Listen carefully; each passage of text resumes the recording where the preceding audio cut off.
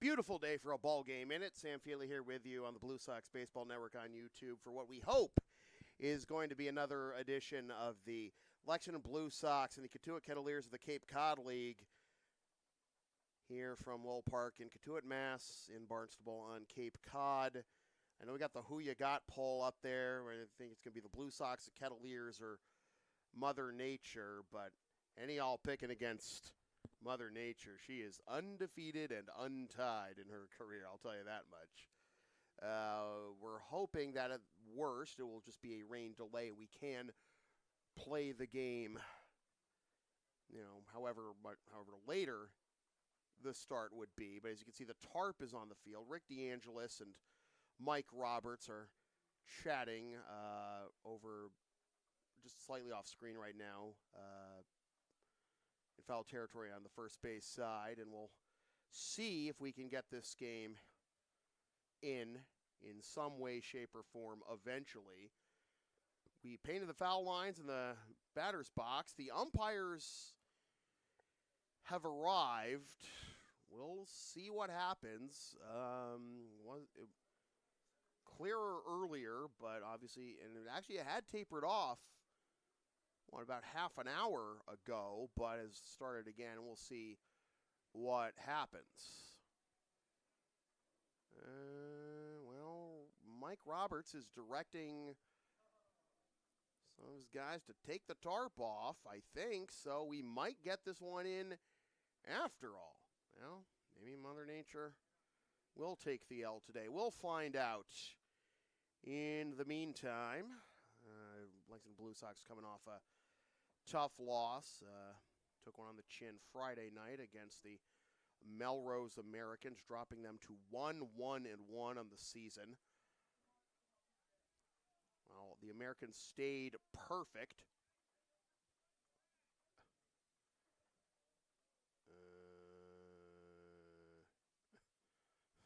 Mike Roberts going for a joyride on the golf cart. Melrose Americans staying perfect. The Americans remain the only unbeaten team in the Intercity League. In fact, untied still. Crooked numbers in the first and fourth propelled the Americans to that win. And the Blue Sox would honestly like to get revenge, but they'll have to wait until the very last game of the season, actually. Very end of the season to get revenge, because they'll only be going to Morelli Field once this year, and that will be, again, towards the end of the season. Only 2 games against each ICL foe this year as part of the new interleague play arrangement with the Yawkey League and the Park League. Cape League is a little different, though.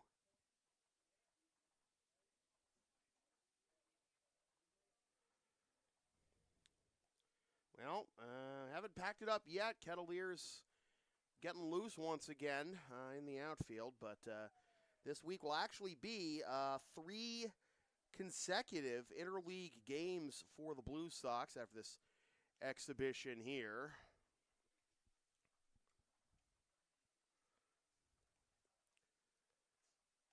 Monday night, they'll be back at home against the McKay Club Beacons, Dave McKay and company, coming to LHS for the first time for a regular season game against the Blue Sox. Obviously, the McKay Club and other players and teams throughout the years in the Yawkey League have come to LHS before when we had the Eastern Mass All-Star Classic with the Yawkey, Park, and Cranberry Leagues. It's an actual game that counts for both teams' standings on Monday night. Same with the Blue Sox going to Dorchester and will face the Boston A's of the Park League Tuesday night with an 8 p.m. first pitch. And then Wednesday they'll be back at LHS.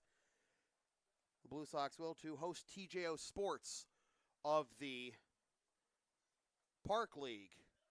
Well, the rain looked like it was tapering off, but now it's starting back up again. Question is, how much of this game can we get in? Assuming we do start. We had a 1:30 first pitch. It is 1:31 right now in Cotuit. We'll see if this will eventually taper off. Katrina's here with me. We were looking at the radar on the way in, and it looks like, maybe forecast and radar indicating, maybe up to like 4 o'clock, right? Which is about 1:30 to 4, 2.5 hours is about how long a regular season game lasts on average. So we'll see if that persists again. Well, here's Roy Reese, the voice of Lowell Park. South Ball, the best amateur summer baseball park in America. It's historic. It's the prettiest ballpark nestled in the Today's Cape League exhibition game featuring the Lexington Blue Sox and the hometown Cotuit Kettleers celebrating their 77th baseball. The Blues starting lineup as they get introduced. The umpires today on the plate, Mike Rabideau. On the bases, Matt Newman. Official score is Will Marquardt. Scoreboard operator is Griffin Bearden. And on the graphics, Drew Greenfield.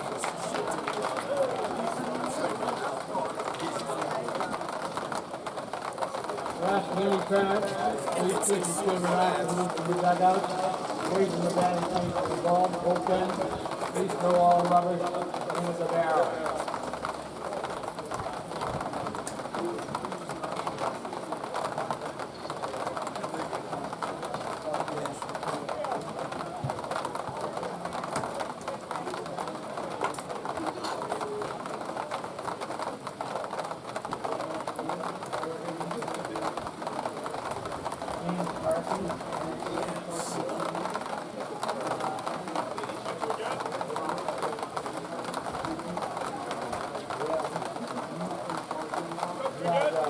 Here's what I'm going to do. The Parkinson, you can press those here.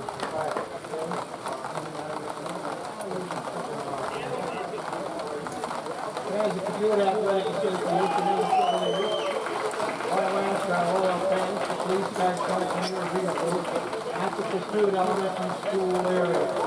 There's a lot of much of the field, so it'll be easy to park and leave when you want.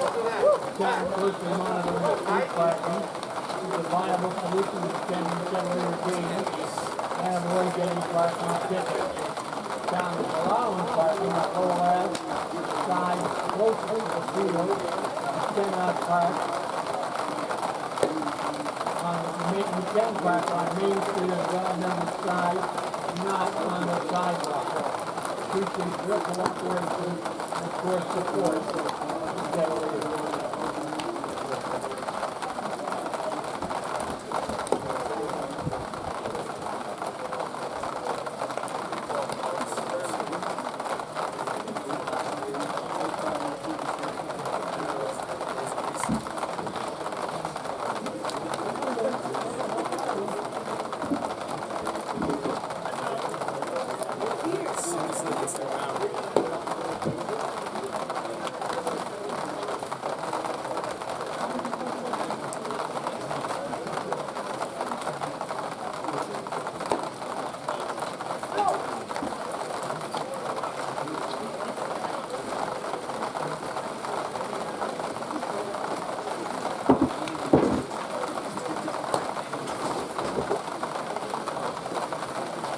Starting pitcher today for the Kettleers, 28, Harrison Rosenborg from Hawaii.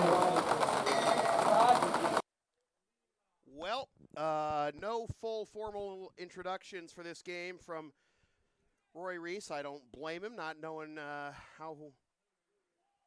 knowing if there was going to be a delay, but we are starting pretty close to on time. Here is John Luders to lead things off for the Blue Sox. First pitch swinging, grounded to short, one up, one down. Luders, who does have Division I experience playing his college ball at Seton Hall, knows the level of talent that the Blue Sox will be facing here with a lot of Division I prospects, including the starting pitcher for the Kettleers, Harrison Bodendorf, lefty for the Hawaii Rainbow Warriors. And Luders grounds out to begin the ball game. That is strike one to Ben Leonard, who's getting the start in left field today. Luders has been a key contributor for the Blue Sox through the first three games, offensively and defensively. Grounds out on the first pitch of the ball game here. And that is high and tight to Leonard for ball one. 1-1 to Leonard, to be followed by Anderson Jimenez. If anyone gets on, Joe Auger, but that is fouled off. And the count will be 1-2.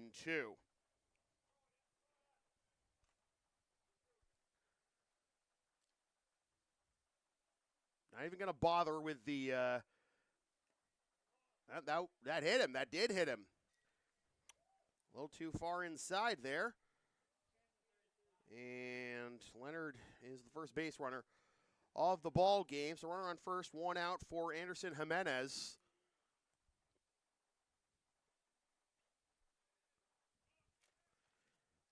Jimenez on Friday night had a RBI double and a run scored in the 10-3 loss to the Melrose Americans. And we were already trying to get mud puddles up the third baseline.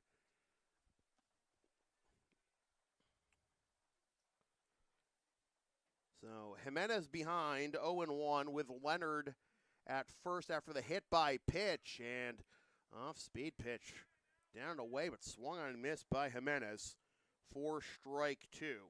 Joe Auger is the extra hitter, and Nick Anderson in center, David Vander Zowen in right.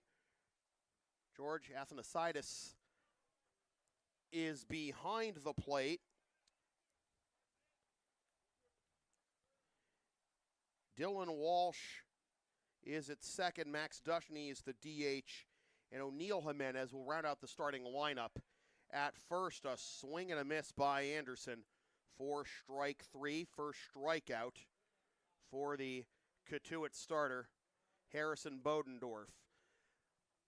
Now, again, with this being an exhibition, especially with the Kettleers having, obviously they're on their full roster available. Some of their players still in the NCAA tournament with the Super Regionals wrapping up this weekend before the College World Series. But anyone on the Kettleers or any of the other Cape League teams whose seasons don't take them to Omaha next week, they'll be heading up to the Cape Monday at the latest. 2-0 the count to Joe Auger.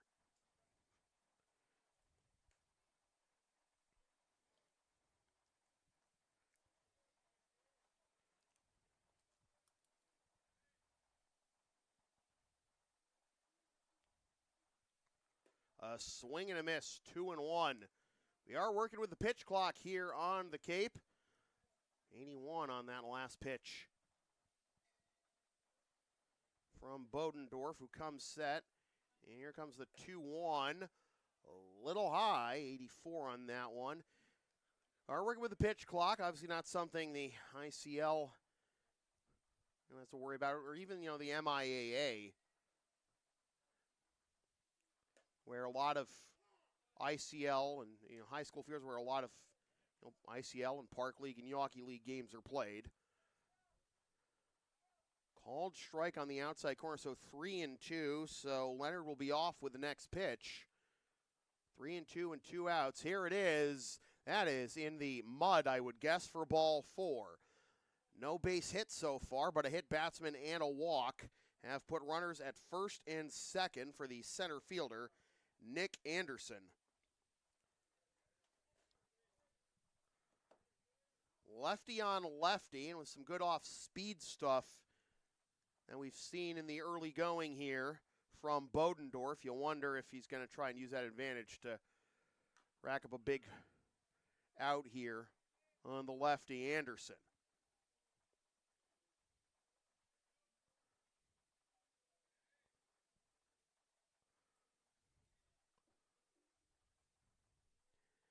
Leonard at second, Auger at first.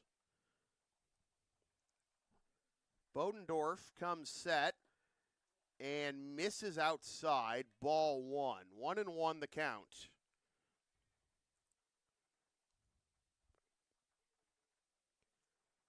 Mentioned that you don't have the pitch clock in use at the Mass High School level or in the Park League or the Yawkey League or anything like that. Then again, you don't even see play clocks at high school football fields in Massachusetts, generally speaking.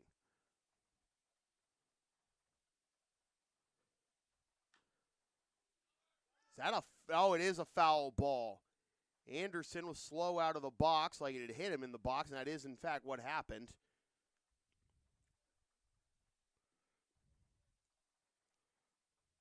So we'll do it again at 1-2.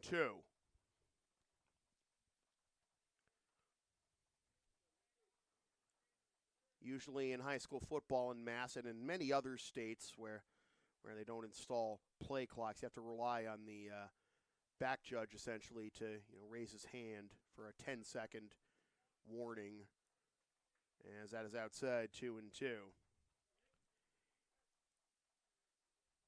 And Mike Roberts is a baseball lifer. I do admire, him. Same with Rick DeAngelis. Admire, him and Rick, not to say, no, we're gonna at least try.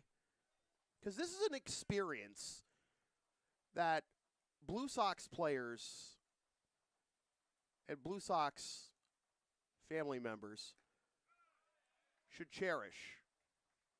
You don't get many opportunities like these. A swing and a miss by Anderson, though. The Blue Sox leave two with no base hits. Half an inning in the books. Blue Sox nothing in the Cotuit Kettleers coming up.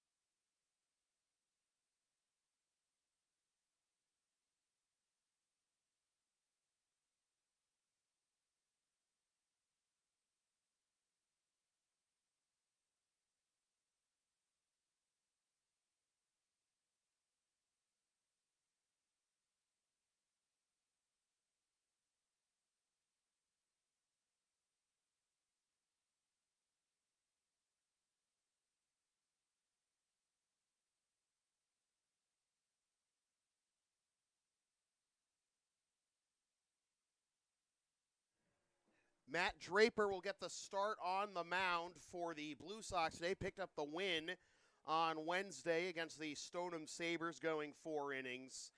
And we're already breaking out the quick dry, folks. I keep telling you, folks, my wife Katrina is a million times smarter than I am. She's voted in our Who You Got poll. She voted for Mother Nature. Again, Get as much as you can in, because this is an experience that you don't get very often. Very few people will get this close to it anyways.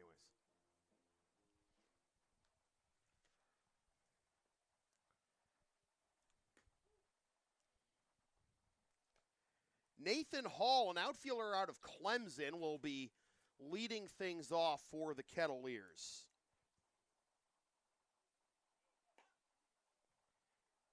Leading off, bottom half of the second inning, or the first inning for the Kettleers. The center fielder, the 21, Nathan Hall from Clemson. Hall, number 21, leading off for the Kettleers.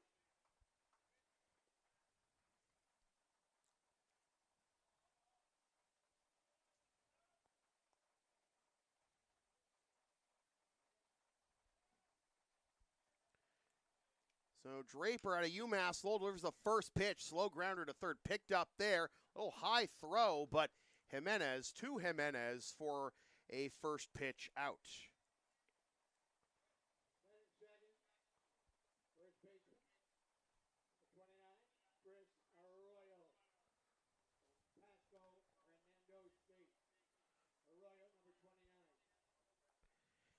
Here's Chris Arroyo from Pasco, Hernando State, and he takes outside for ball one.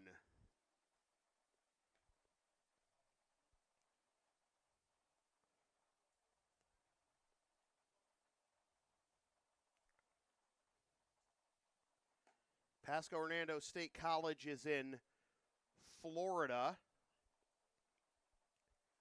Chris was born in Puerto Rico, went to Marjorie Stoneman Douglas High School in Parkland, Florida. Starting pitcher for the Lexington Blue Sox, 27, Matt Draper from UMass Lowell. In 2023 for the Florida Gators,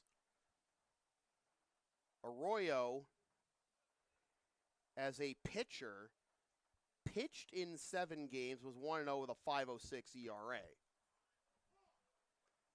Draper gets a strike in there, and the count will be 3-1.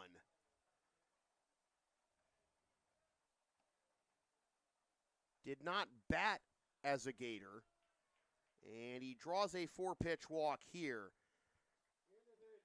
But for Charlottesville, the Valley League in the summer of 2023, he had an OPS of 1158. So a 5-pitch walk to Arroyo. He is on first. And they'll check on him as Sean Keys from Bucknell will await his first pitch. He's from Huntington, New York. Turned 21 on May 26th. This season for the Bison, he put up an OPS of 1333 in 46 games and 213 plate appearances.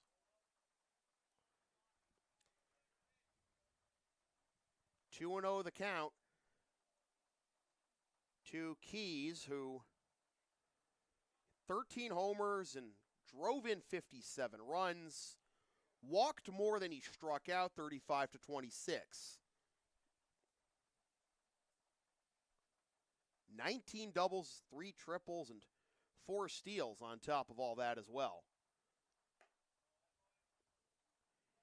Keys also played for Cotuit last year in 10 games. Left fielder from Troy, number 19, Brooks Bryan. Bryan, number 19. Posted an OPS of 1191, 4 homers and 17 ribbies. So back-to-back walks with one out here in the bottom of the first. Here's Brooks Bryan out of Troy State, or just Troy University now.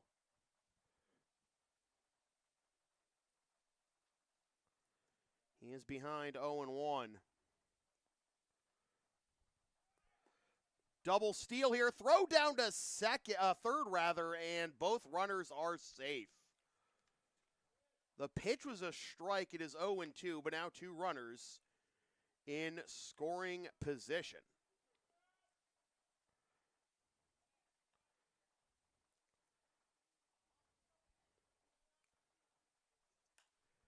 Bryan hits this one the other way towards the corner and foul. For the Trojans this year, Bryan had an OPS of 970, 10 doubles, 2 triples, 18 homers, 85 ribbies, and 2 steals. Hits this one into right center field. That'll get down for a base hit. 1 run scores. Here comes another. Throw will come into second to hold Bryan to a 2-run single. It is 2-0 Kettleers.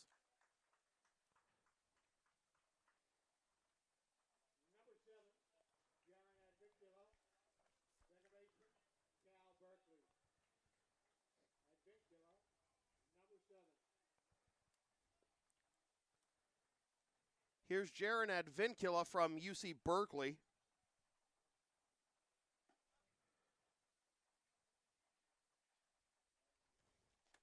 The University of California at Berkeley, soon to be members of the Atlantic Coast Conference.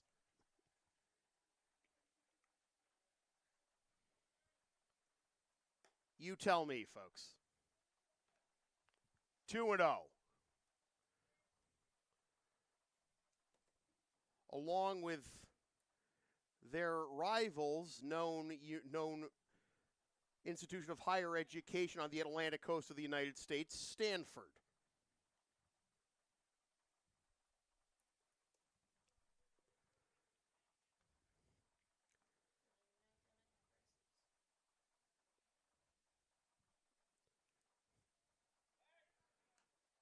I mean, it extends to the pros, too, and it has. All those years, the Arizona Cardinals were in the NFC East, and the Atlanta Falcons and the Carolina Panthers were in the NFC West.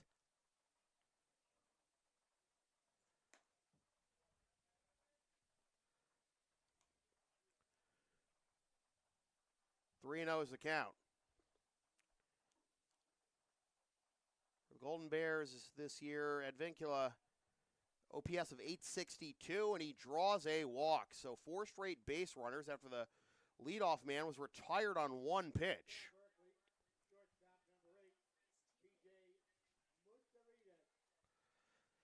And speaking of UC Berkeley, here is another Golden Bear, P.J. Mutsouridis.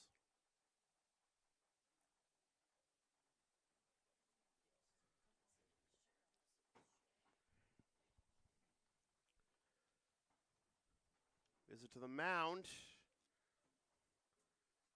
And looks like we're good. Is that Matty? That's Matty down there. Hey, Matty Karras, how you doing? He teaches at Tabor now. Teaches and coaches at Tabor Academy, and not too far from here. So first and second, 1 out for Mutsouridis, who swings at the first pitch and pulls it well foul.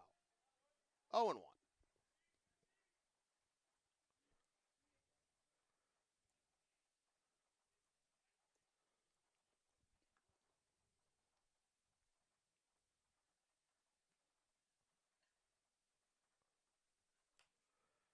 This one's fouled the other way, and the count will be 0-2 to Mutsouridis. 846 OPS for the Golden Bears this season. 15 doubles, 1 triple, 6 homers, 42 ribbies, 7 of 9 in stolen base attempts. 0-2, and he gets plunked.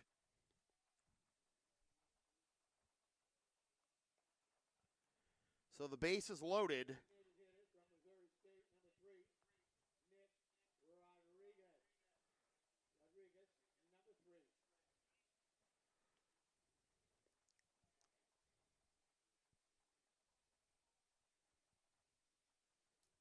Three walks, a single, and a hit batsman. Loading the bases with 1 out. For Nick Rodriguez from Missouri State. That is down and in, goes to the backstop, and able to score standing up is Brooks Bryan to make it 3-0.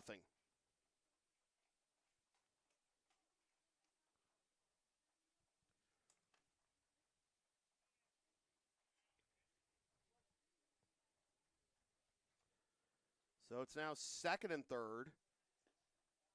Still just the one out, and that's in the dirt, the mud, for ball two.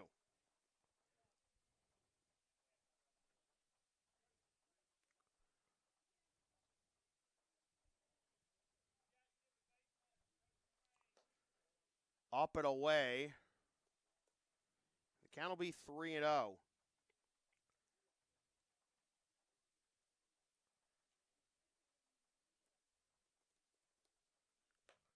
Four-pitch walk, reloads the bases.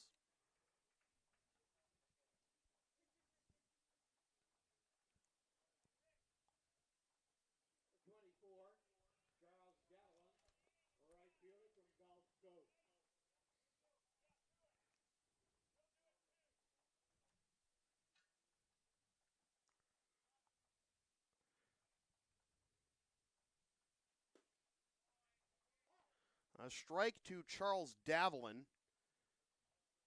and the count will be 0-1.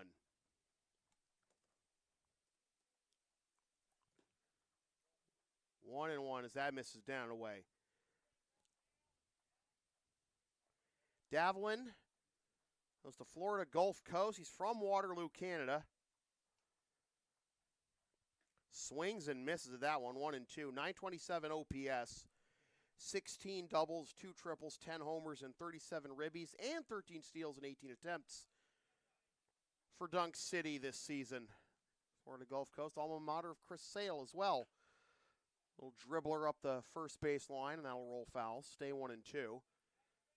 Sale made his MLB debut the same year he was drafted by the White Sox, which is a rarity, of course, in the annals of baseball since the draft was instituted. One of the more notable examples of a fast-rising prospect out of the draft was John Olerud.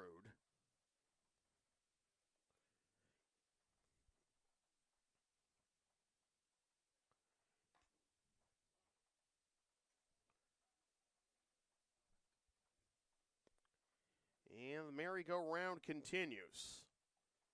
4-0.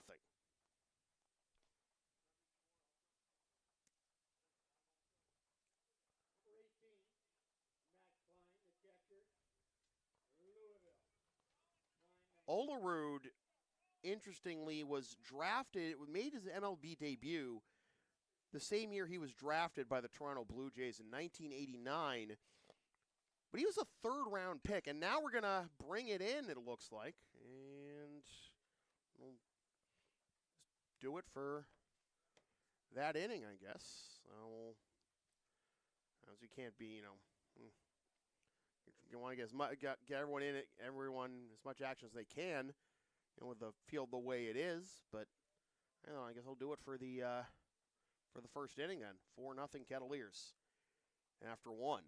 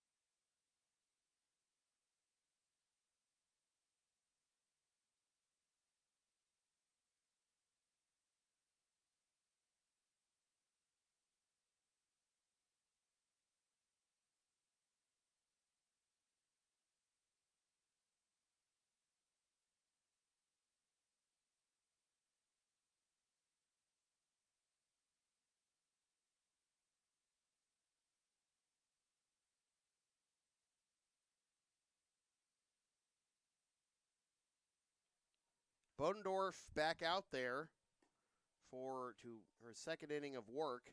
Finish my thought about John Olerud and other fast-rising prospects. Going from one player from Fort Lauderdale Gulf Coast to another. And Olerud was a third-round pick. You don't usually see third-round. In the instances you've seen players jump to the big leagues within 1 year of being drafted, it's hardly ever someone who wasn't picked in the first round. Like, not even Garrett Cole. Paul Skeens made it to the bigs before a year had passed, but didn't join the Pirates by the time 2023 had closed. But anyways, here's David Vander Zouwen, who is ahead 3-0.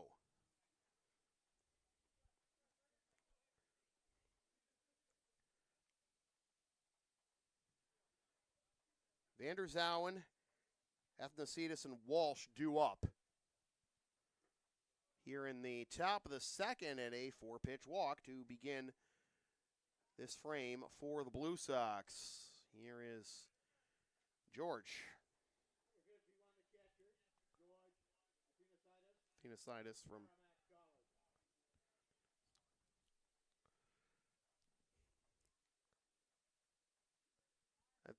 Athanasiadis will take ball one. Now the rain has tapered off again, and thank you, Quick Dry, for helping us keep this game going. Obviously, in terms of the dirt, the biggest concern as far as any individual player, I guess, is concerned is, will it mess up a pitcher on his follow-through? Even when the rain hasn't been as heavy as we've seen it be today. You can see images of players, grabbing essentially a spike off the back of the mound to pick the mud out between their cleats.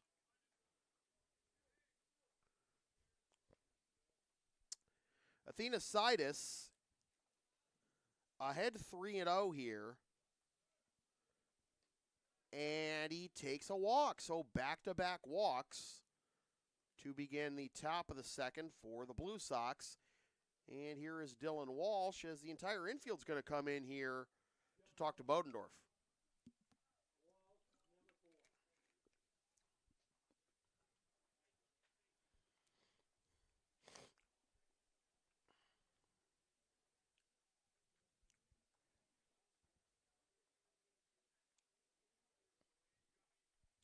Rick DeAngelis, of course, a former Kettleer in his own right.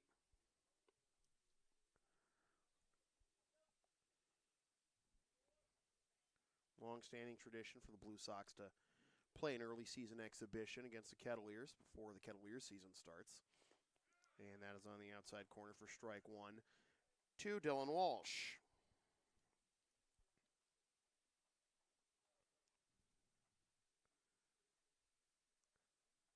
For those of you who've been following the Blue Sox, maybe close to as long as I have, as good as a sacrifice as Walsh grounds out 3 unassisted. To third goes Vander Zouwen.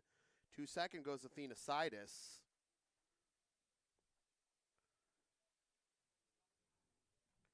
And Mike Roberts just asking for a ball. Was going to see if he was going to try and hold up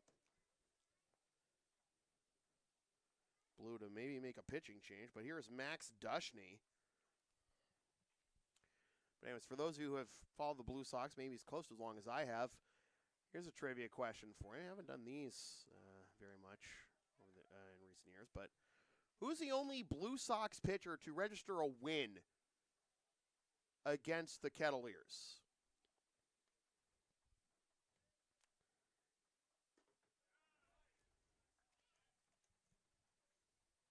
Drop your answers in the chat, folks. I'll give you a hint. It's someone who's not on the active roster.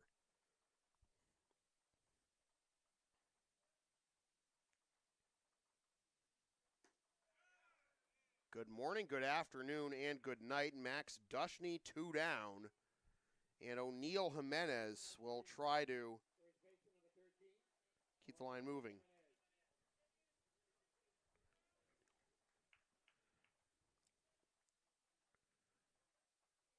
The person who is the answer, if you're watching, you're not allowed to comment the answer. Sway showed up in the chat the other night when I was talking about the 2015 ICL Championship Series. And how did that game end?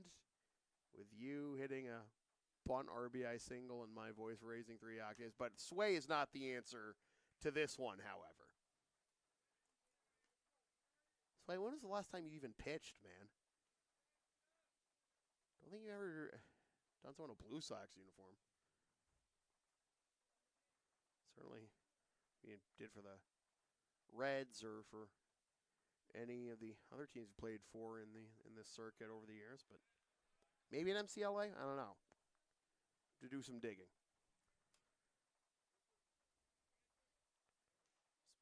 Actually, technically can pull it up, at least what's available to us on 400 here to see. Fouled off. Well, from what's available on 400 hitter, Sway has never pitched.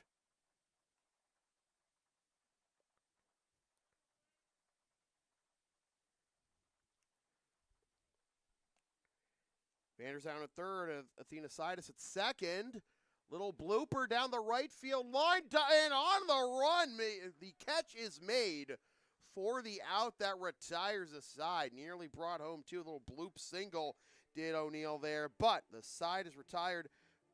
Still no hits yet for the Blue Sox, and they leave 2 more base runners through a buck and a half. Still 4-0 Kettleers.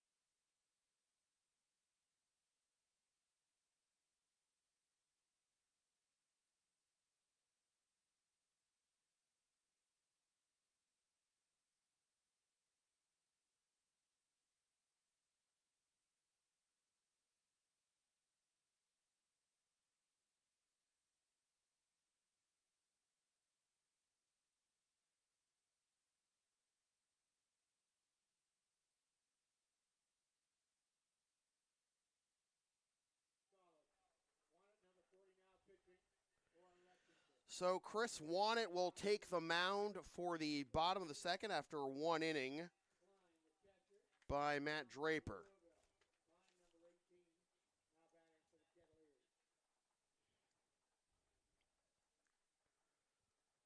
Matt Klein out of Louisville will lead things off here in the bottom of the second for the Kettleers. Klein is a catcher for the Louisville Cardinals, which produced a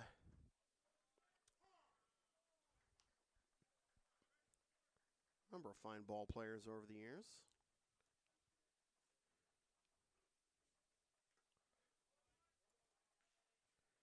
Including former #1 overall pick of the Pittsburgh Pirates, Henry Davis, who was also a catcher for the Birds. who are one of a handful of sports teams in America with bird mascots exposing teeth. Birds don't have teeth. What is this? Fly ball into center field, and Anderson has it for out number 1. Well,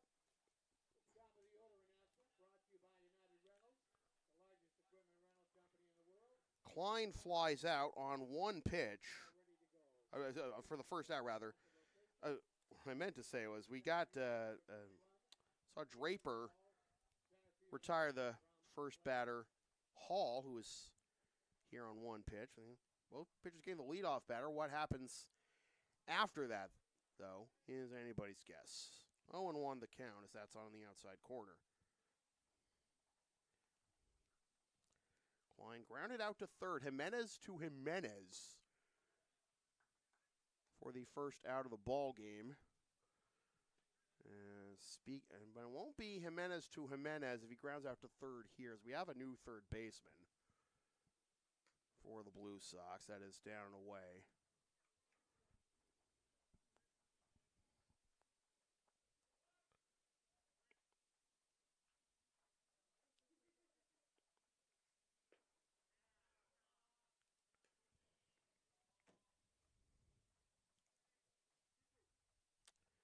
Two and two is the count.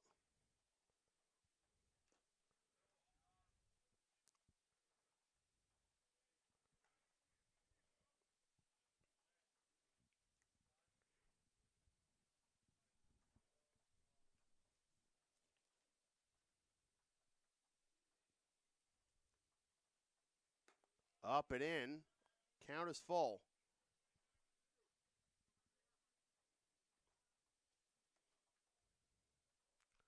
I'll let you know who it is as soon as we get a closer look. With the 3-2. Laced foul, and I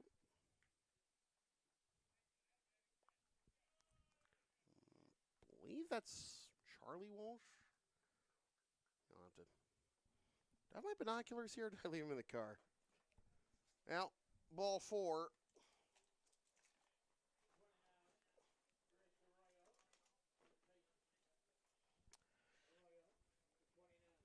Well, 1 out walk. And here is Chris Arroyo. He walked his first time up and then came around to score.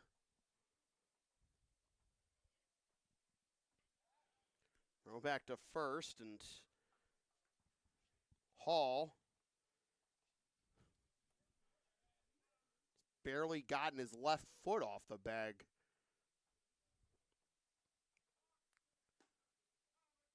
Oh, a balk was called on Chris Wanted, so no strike, no pitch at all. Hall will take second. Do not do a balk, please. So, still 0-0, and now runner in scoring position for the Kettleers.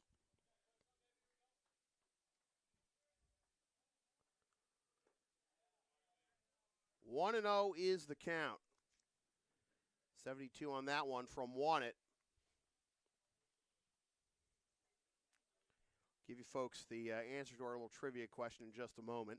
The only Blue Sox pitcher to record a win against the Kettleers. That is, in fact, Charlie Walsh, number 11 down there at third base.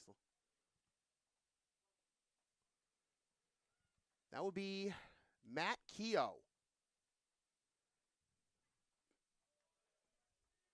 2-1. Keogh did have Division I experience playing his college baseball at Quinnipiac.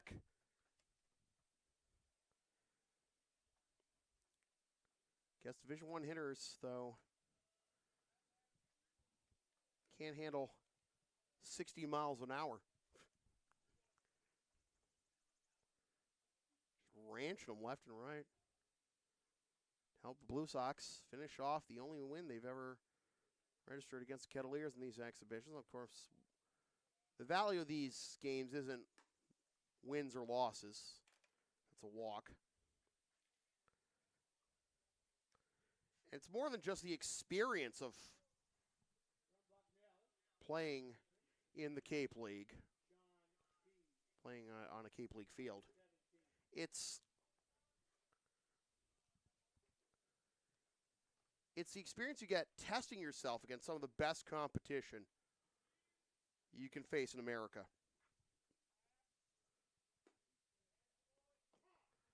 Oh and 1 is the count to Sean Keys.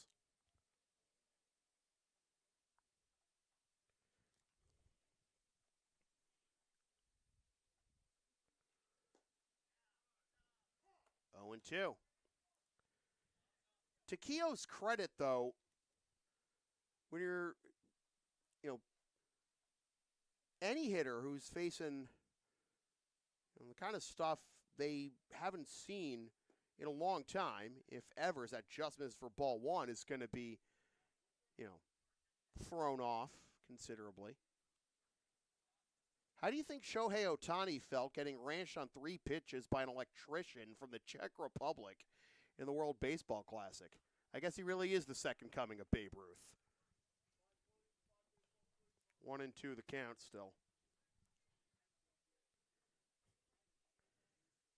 Babe Ruth played against longshoremen and rail workers. Okay, and in 30 years, our grandkids are going to be telling us that LeBron played against podcasters and Twitch streamers. A swing and a miss for strike 3 by Sean Keys. 2 down, 2 on for Brooks Bryan, who actually has the only hit of this ball game. Single that drove home the first 2 runs. Long way to left, but foul.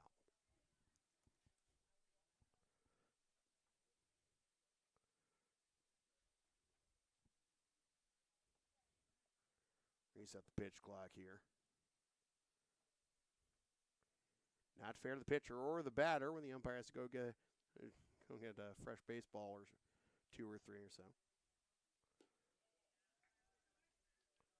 Oof. 1 and 1. Couple of these pitches in the last couple ABs by 1 haven't been missing by much. 1 and 2. 1 and 1 rather. Now it's 1 and 2.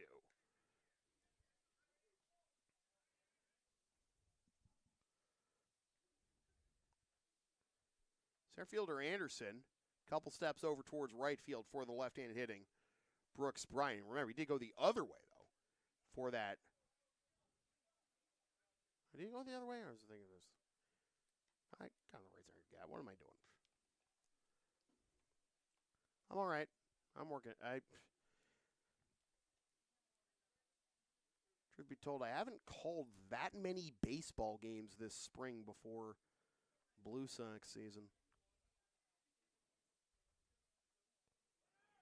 Runners go. Throw down to third.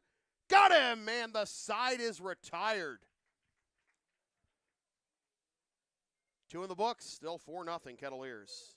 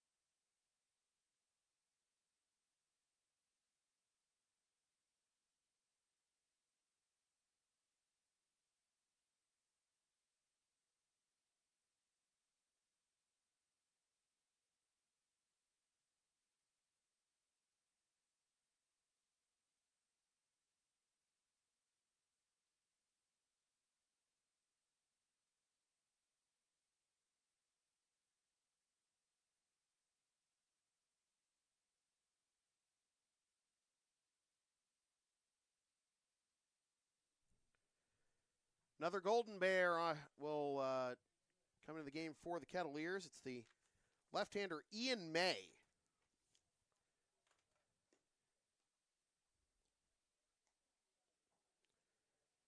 May just finished his junior year with the Golden Bears, Cal Golden Bears. He posed a 5.88 ERA in 9 games, 26 innings, 31 hits allowed, 17 runs, all earned. Had 1 homer, walked 11, struck out 17, a whip of 1.615. Only pitched in 3 games the year before. In 2022, he pitched in 20 games with 8 starts. 2-1 record with 1 save, 48 innings, 54 hits allowed, 30 runs, 27 of which are earned. Walked 16, struck out 39, surrendered 4 homers, and hit 5 batters.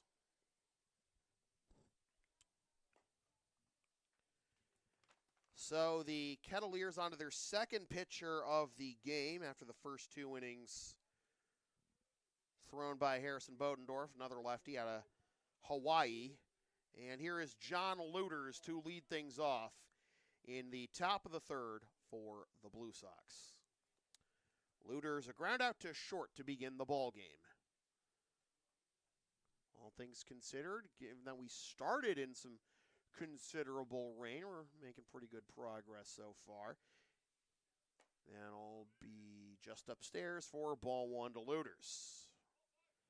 Remember that Luters does have Division I experience, playing his college ball for the Seton Hall Pirates.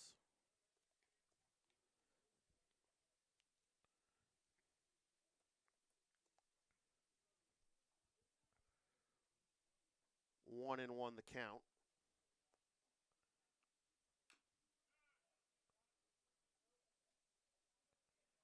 Luters a native of Linfield.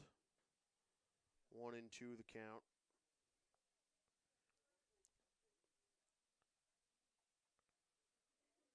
It's here for the Pirates. And I'll get that moment grounded to third. Ooh, short hop it. First, a nice pick to beat Luters, busting up the line for the first out at the top of the third. Here's Ben Leonard.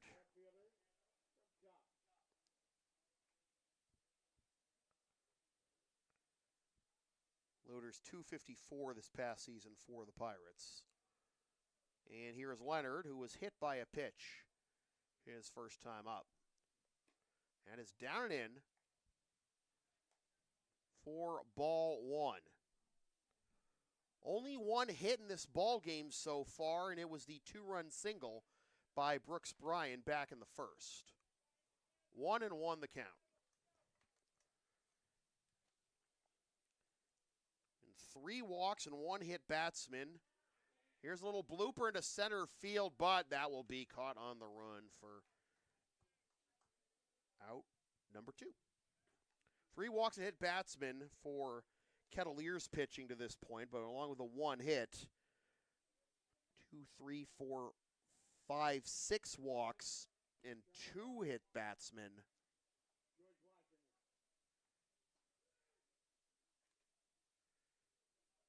Plus a balk for Blue Sox pitching.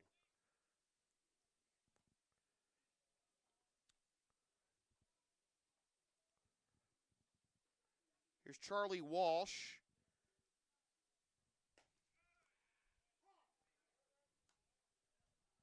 One and one the count.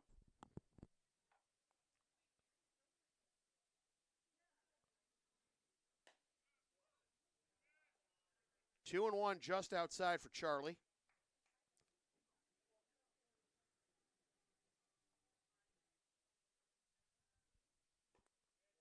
Misses inside, 3-1. Charlie is a Lexington native. Played his prep ball at Belmont Hill, and he's committed to the George Washington University.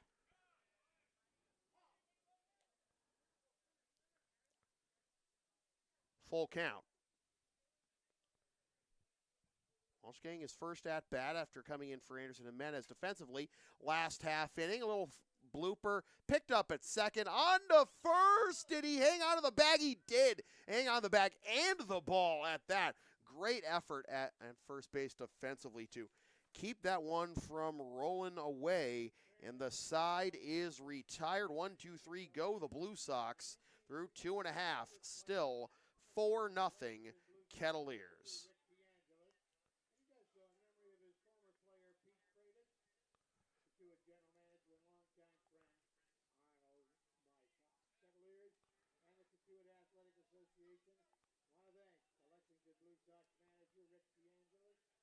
His help and support this year.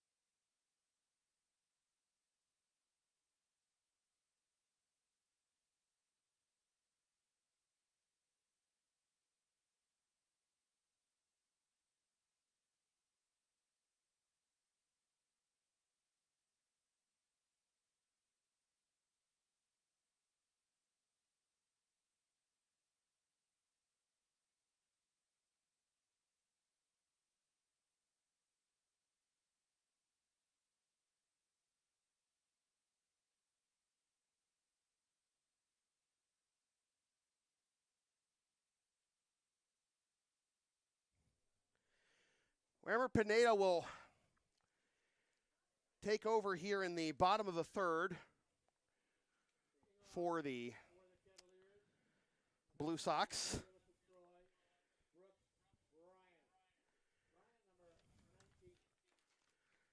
And he will be greeted by Brooks Bryan, who again has the only hit to this point in the ball game.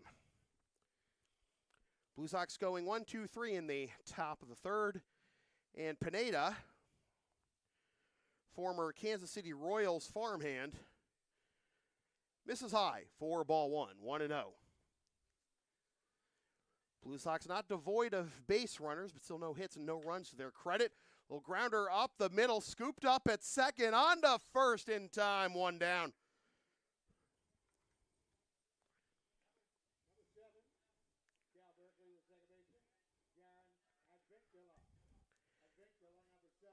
So here's Jaron Advincula, who drew a walk his first time up and eventually came around to score on Dowdland's hit by pitch. As that misses inside for ball one.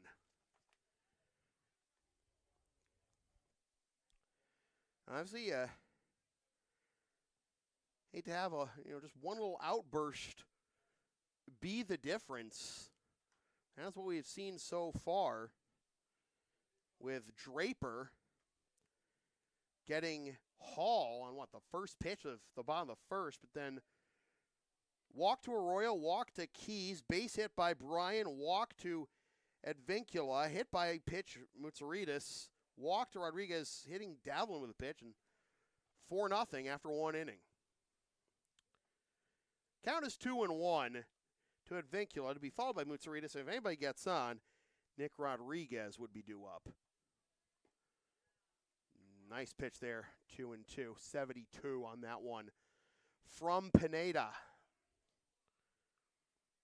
When you got some of these guys who have, experience in affiliated minor league ball, you like to see, and you see him here with the radar gun available, you like to see what they can do here. There's 88 fouled off, 89 about. Still 2-2. The other night we were treated to a show by one of the Expos relievers in that 9 innings scoreless tie.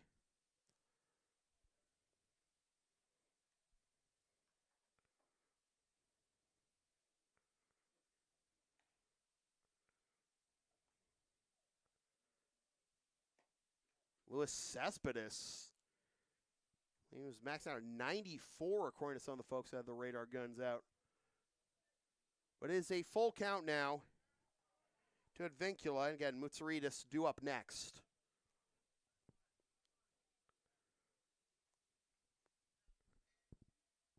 Pineda delivers outside, ball 4.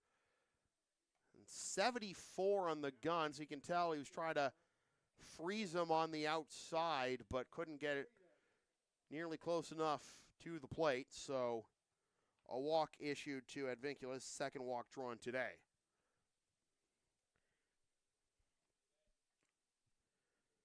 Here's P.J. Mutsaritas, hit by pitch, his first time up.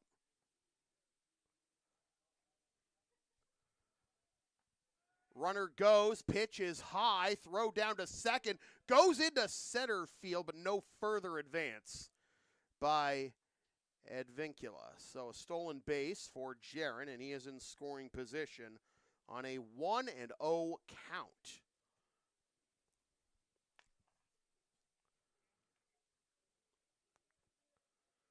And Pineda wants a fresh baseball.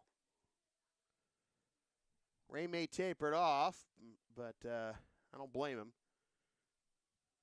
Still, the humdiddy is still high, and after that ball getting thrown to center field, maybe picked up some moisture and some grass along the way. So 1-0 the count to Mutsaritas, who swings, pops it up towards foul territory over towards the Blue Sox dugout, and that'll get out of play. And I don't think that's the knee slide that Bryce Harper was trying to pull after his home run yesterday in London, but 1-1 is the count.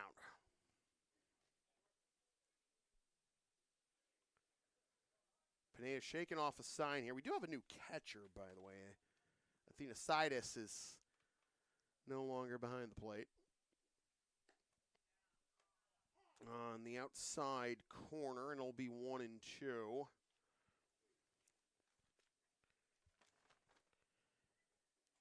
Not 100% sure, but it wouldn't surprise me if that's Auger. He has caught before. Auger is the EH, not the DH. We can do that. Pitches a ball, throw down to third, not in time. Looks like 18 from here, but again, I've been wrong before. So 2 steals on this trip by Advincula. Does he have a Jaron Duran in him? Stolen home twice this year. When was the last time I've seen one guy steal home twice in a season? When was the last time you've seen 2 steals of home in a season? Full count. So the Stat Head subscription is for, I guess. I do need to pull that up at some point. So 3-2 to Mutsaritas. Rodriguez is due up next. Pineda is working with the full windup with the runner on third, and here it is to the backstop, and it's ball 4 on the wild pitch into scores Advincula. 5-0.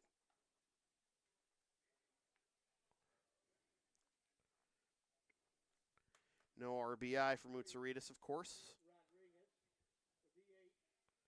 Run scores on the wild pitch. And here's Rodriguez. A walk and an RBI, his first time up. So still just the one run, still just the one hit, rather, for the Kettleers. Swing at the first pitch is Rodriguez into center and caught for out number 2. Love the one pitch outs. And it'll be Davlin to try and keep the line moving. Davlin was hit by a pitch that brought home the 4th Kettleers run. And it was agreed upon to be the end of that first for these two teams. It's going to pop up over the left side, and it drops. Catcher going into foul territory, and Walsh tried to catch up to it, but it drops between everybody. And with 2 outs, you keep running, and that has Mutsaritas at third.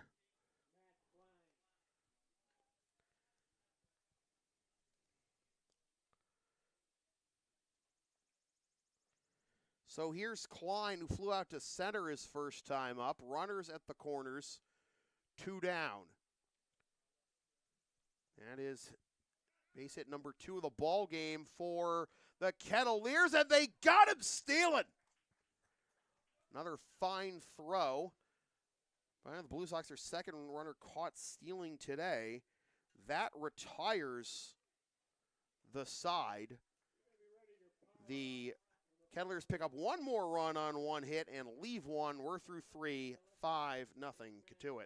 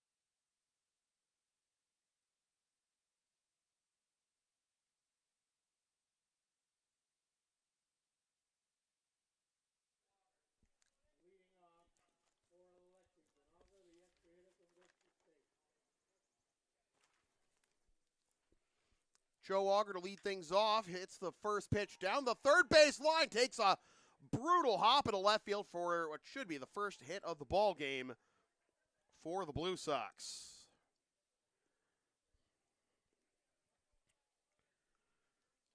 It'll be Nick Anderson and then David Vanderzowen. Mrs. Vanderzowen letting us know in the chat that it actually wasn't Charlie Walsh at third base taking over for Anderson Jimenez. That was Jake Zawatsky, and our apologies to all involved. Jake was wearing number 11, which we have for Charlie's number, and we hope to get these things sorted out before we get too far into the season. Oh, that looked like a good one, but that is ball one to Nick, who struck out swinging his first time up. So Auger picks up the first base hit of the ball game for the Blue Sox. 5-0 our score on the top of the fourth, down and away 2-0. And again, thank you so much, Mrs. Vanderzowen, for clarifying that for us. See, folks, that's why you subscribe. We're all in this together.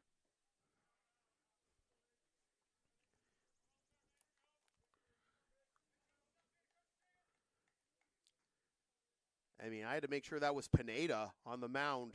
The top half this inning, he was wearing the number we have for Chad Connor right now. So, we'll get this sorted out sooner rather than later. 2-1 is the count, and now the count is 3-1.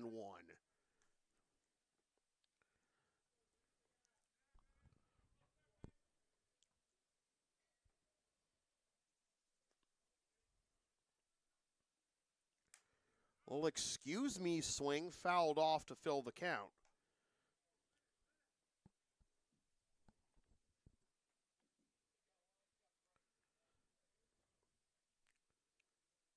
Broken bat there for Nick. Pick up a new one.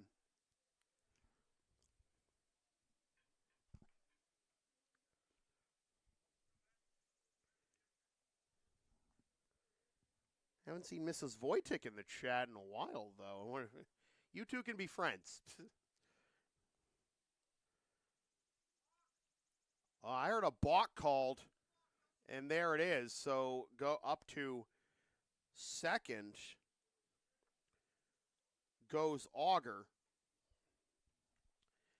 And that's actually an interesting tidbit we've learned recently about balk calls, in that they're like defensive offside in football.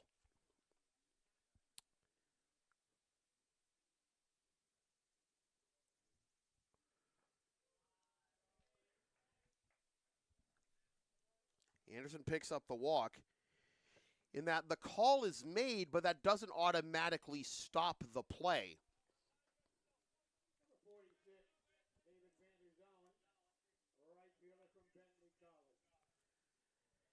Basically, the play happens, and then the offense can choose whether to accept the result of the play or make him do it again. It's on the outside corner for a strike. 0-1 to David Vanderzowen, the right fielder who walked his first time up.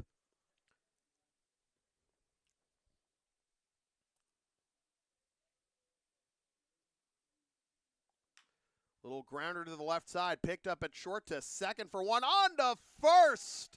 Textbook. 6-4-3 double play, 2 down.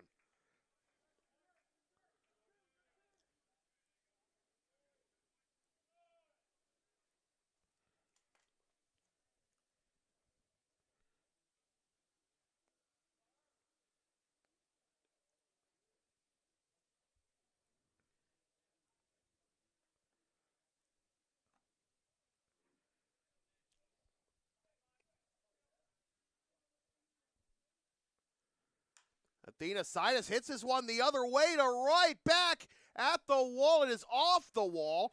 Run will come home to score, and he is on his way to second with a double. Yucking it up with the Blue Sox dugout. Blue Sox are on the board. It is 5-1.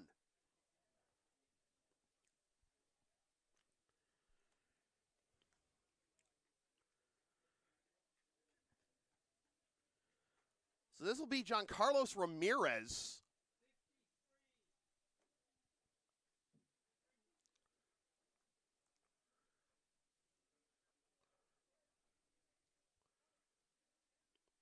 And Ramirez takes strike one.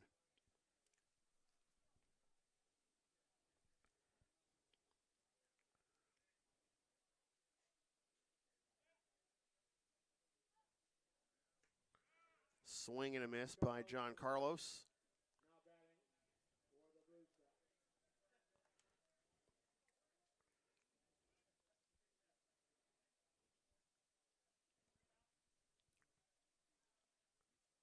0-2 with 2 outs, a runner in scoring position. Ramirez grounds this one to third, picked up there on to first in time for the out. That retires the side. The Blue Sox pick up their first 2 hits of the ballgame and their first run, but still 5-1 Cotuit after 3.5.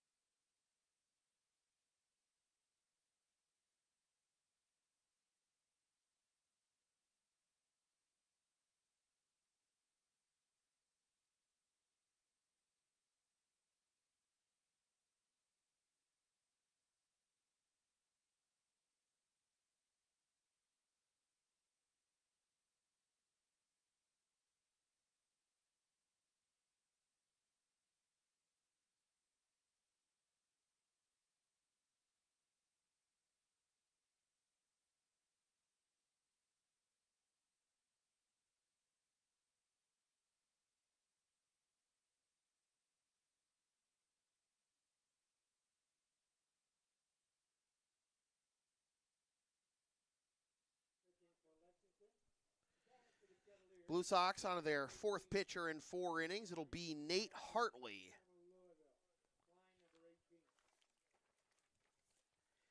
And Matt Klein will be the first to greet him. Hartley out of Clarkson delivers in the dirt for ball 1 at 77.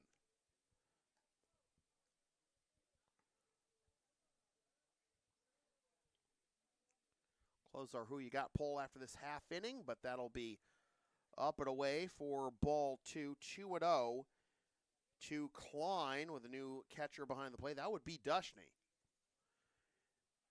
Dylan Walsh back on into the game at third base. That is down the right field line. That is a fair ball just inside the line.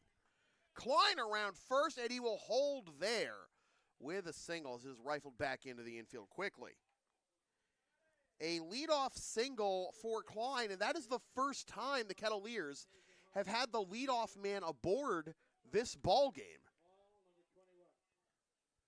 As the lineup turns over for Nathan Hall, who is 0 for 1 when they ground out to third and a walk. Was caught stealing at third in the second to end the second.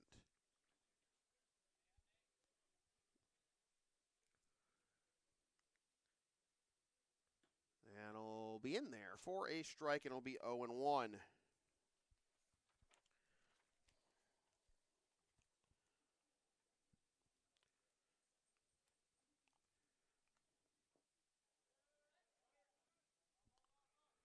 One gets away from Dushney, and then I'll allow Klein to get to second with ease.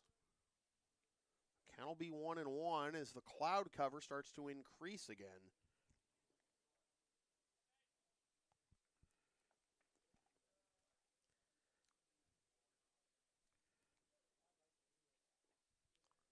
That bounces at the plate. Dushney doesn't see it.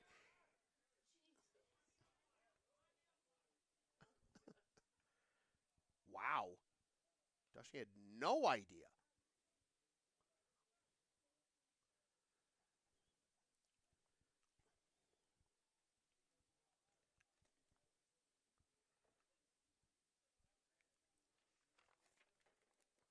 It's wild, though. One of the things, though, the Blue Sox veterans have been trying to stress to some of the younger players and the newer players is, to chirp, talk, communicate, and everything. Little pop up behind second, and it's caught. Klein will hold at third. Catch was made by Anderson Jimenez.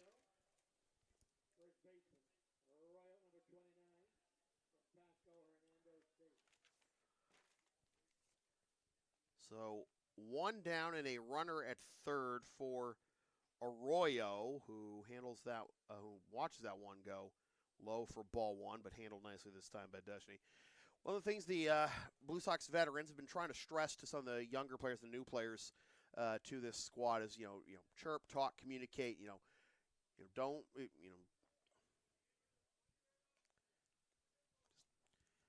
be supportive, be vocal, and everything. It's a team. It's a brotherhood. It's why the Blue Sox have won 17 titles. Down the line and right, that is caught for out number 2 and able to essentially walk home with run number 6 for the Kettleers is Klein on the sac fly.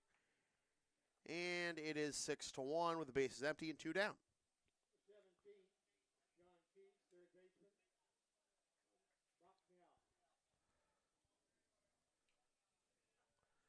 A little bit of sunlight peeking out between the layer of clouds and the top of the trees beyond left field, but I know, right? Is this fake propaganda? What's going on? 1-0 the count. 2-0 now to Keys, who is 0 for 1 with a walk, a stolen base, a run scored, and a strikeout. Towering pop-up into foul territory on the right side, and down play. A strike. 2-1.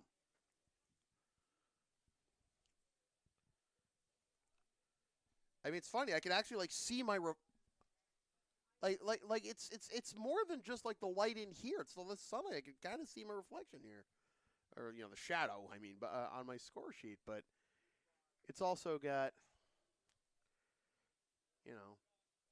the clouds. That bounces to the plate, and the count. Oh. Huh. Already? Did we miss a ball? We're trying, folks.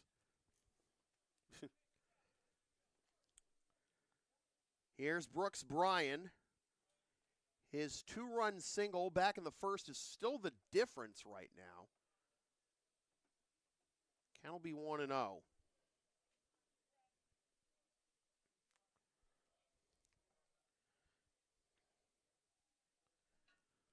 1 run, 2 hits, no errors for the Blue Sox. 5 runs, 3 hits. No errors for the Kettleers. A swing and a miss by Bryan, and the count will be 1-1. 6-1 are 6 runs, 3 hits, no errors. Throw down to second. They have another one. They do. A defensive clink being put on. He's throwing out these runners by the 3 catchers we've seen today for the Blue Sox. Athena, Sidis, Auger, and now Dushney. The side is retired, and another inning ends on a caught stealing. We're through 4, and it is still 6-1 Kettleers.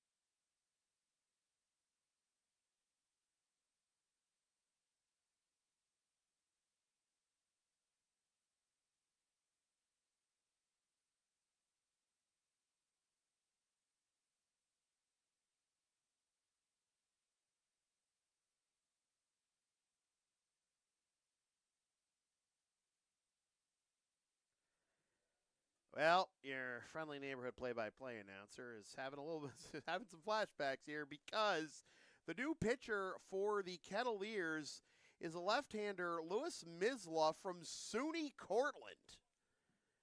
So I worked for lived and worked in Cortland for a couple of years during the pandemic before Katrina and I came back down to Mass, and his first pitch is swung on, hit into left field, and that is caught for out number 1. And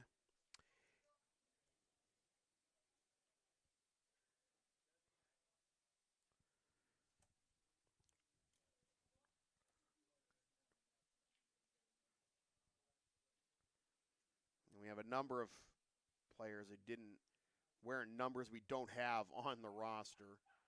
So, strike one here.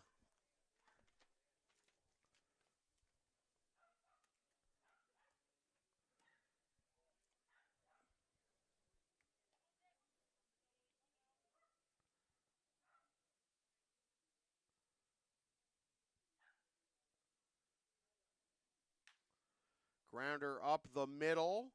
Fielded at second and on to first. Quickly, 2 up and 2 down. It wasn't AJ, was it?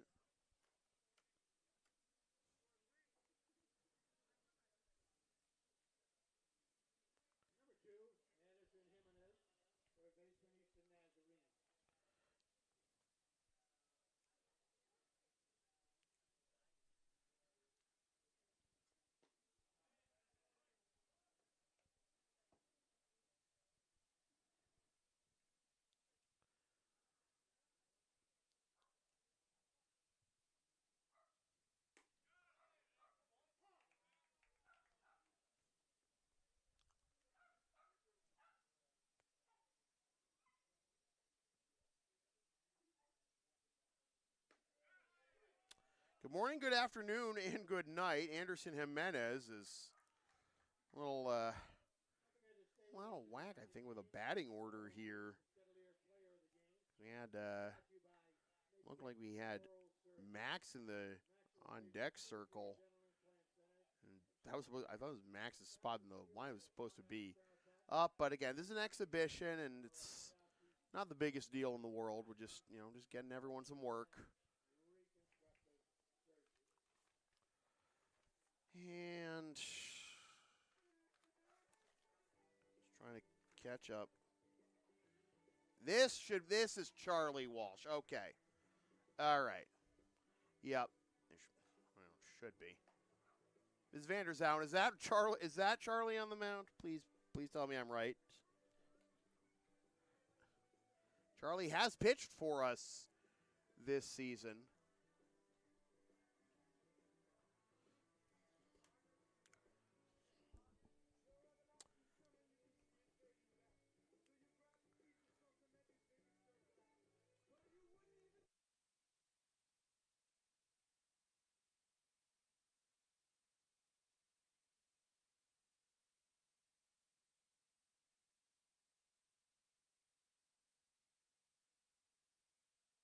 It's Jake Sawatsky. Never mind.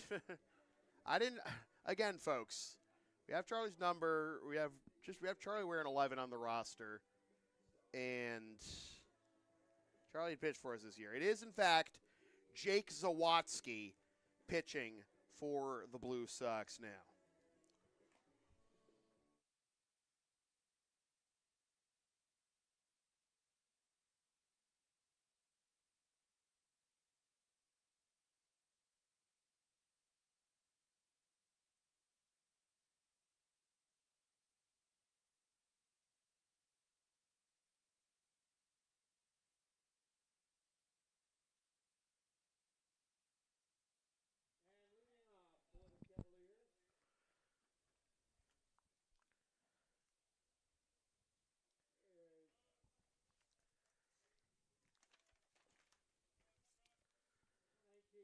Now, Brooks Bryan, it was his place in the order when Sean Keys was caught stealing to end the bottom of the 4th. So Jake Zawatsky, Austin Prep Class of 2024 committed to UMass Lowell. Fires strike one in there at 86.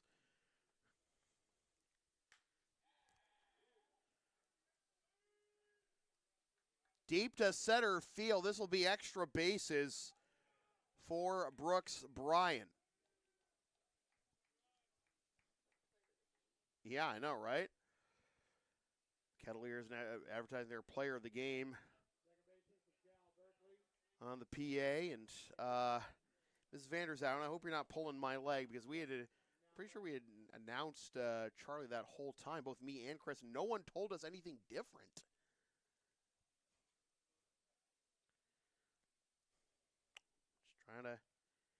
Just trying to, make sure we've got all our bases covered, and we too up here in the broadcast booth in the communications department, don't have too much rust we still need to shake off. Whoo, boy.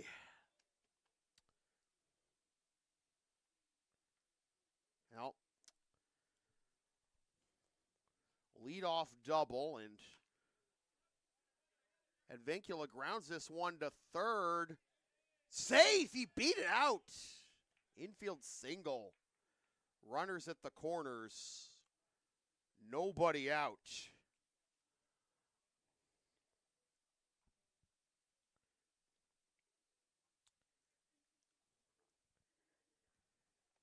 Thank you, Mrs. Vanderzalen. You people mean the world to me, just so you know. Here's Mutsaritas. Actually, the ground going to third. It ended up being Brian holding at second, not runners on the corners. My mistake. Zawadzki looks at second. Oh, that took a wicked turn into center field. That's a brutal one to try and pull in. If you're at second, you look like you're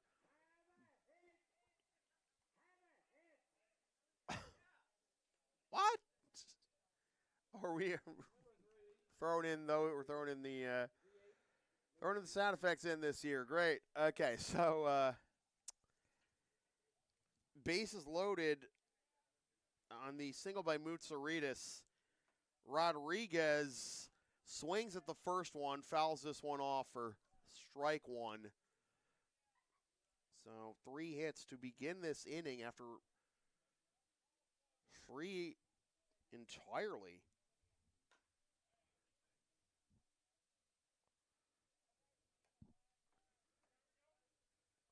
Through the first 4 innings.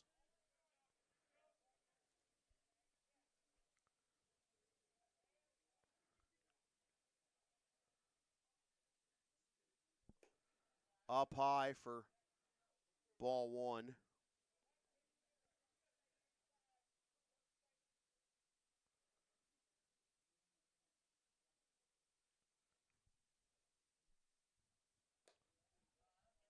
Two and two.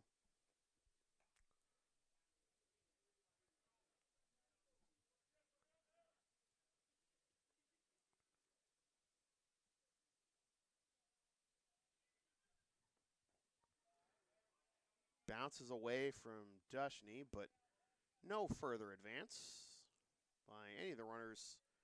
3 and 2 the count.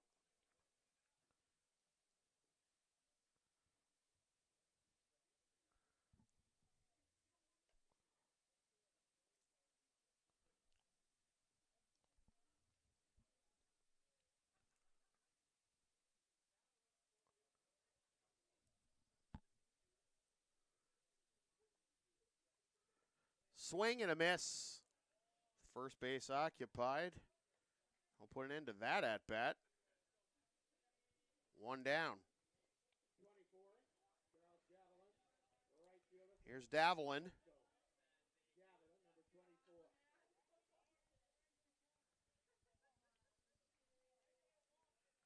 Hit by pitch, a single. RBI to his credit.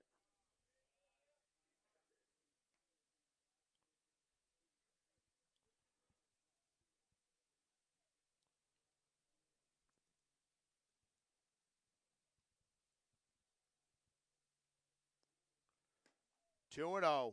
That zips outside at 88.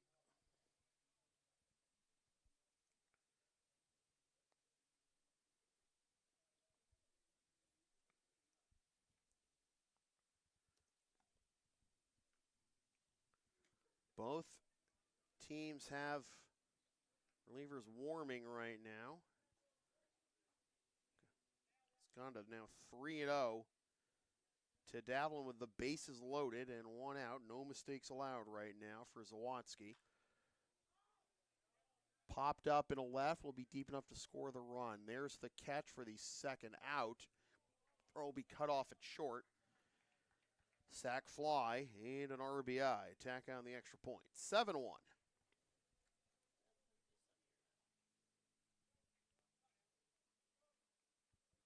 Fly ball to the left. Did I say fly ball on the right?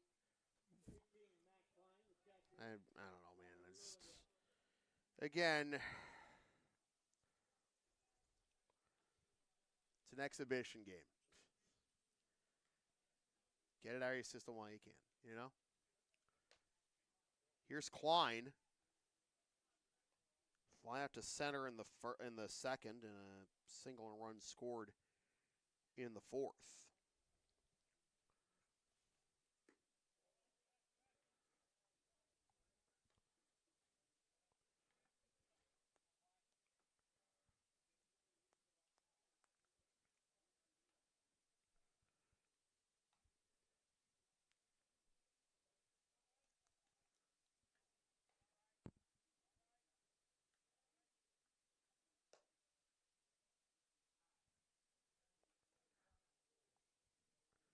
Three and 0 the count now. Advincula at second with Cerritos at first. 3 straight hits to begin this inning. This will be in a right center field, and that'll drop for a base hit. Around third, heading home, is Advincula. Throw! They got him on the back for the out that retires the side. Just allowing the 1 run on the sac fly after the bases were loaded to begin the inning. Great job, all things considered, by Zawadzki and the Blue Sox. Kettleers do extend their lead, though. It is 7-1 after 5.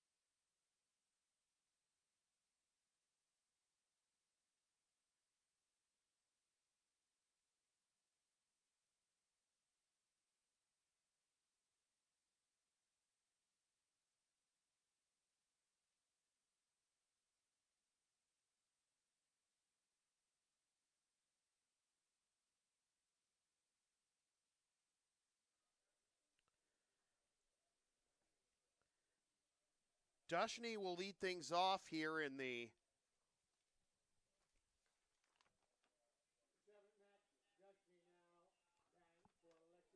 Dushney will lead things off the top of the sixth, and it is still Misla on the mound for the Kettleers. A little bit more on Misla. He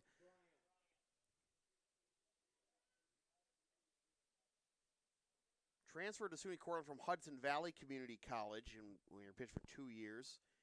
In 2022, Misla posted a 7-0 record with 3.72 ERA and 87 strikeouts in 46 innings for Hudson Valley.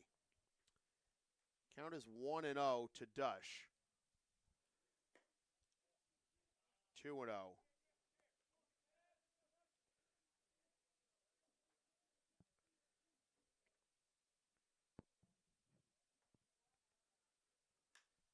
Little blooper into right field. That'll kick off the right fielder's glove.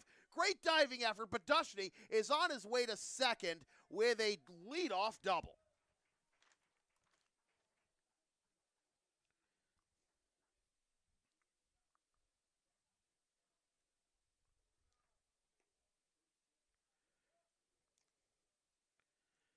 So here's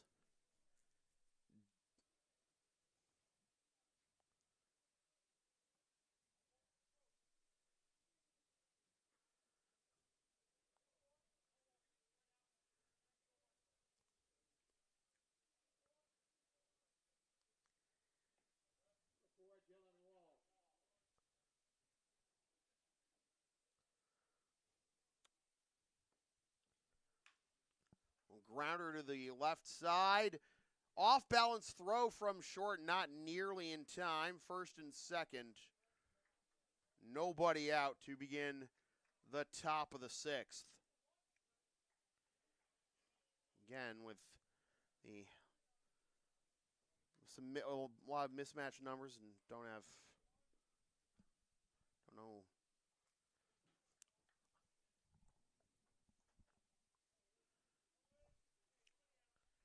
Now,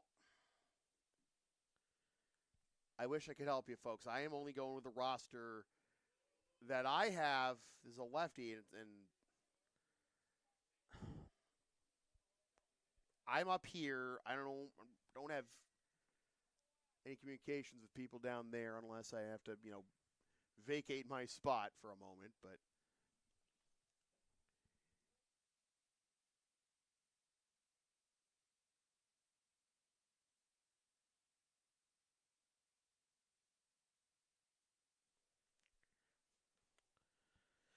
oh and 2 the count.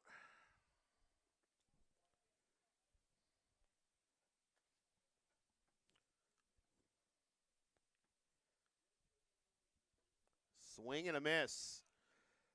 Pitch got away from the catcher, and a great slide there at third by Dushney to avoid touching the ball and not turning it into a double play.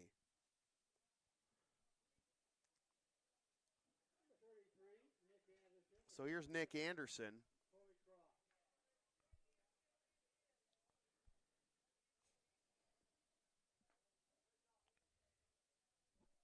Anderson with a walk his last time up.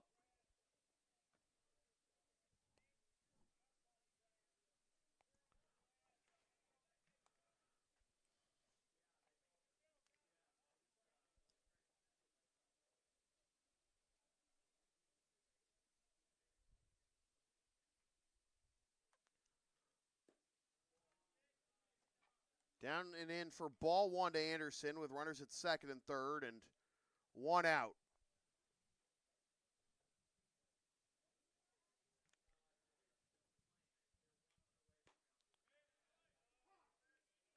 One and one as that hits the outside corner. Blue Sox doubling their hit total on the game. The first two batters of this inning with the double and the infield single. Can they cash in, however? Anderson is now behind 1-2.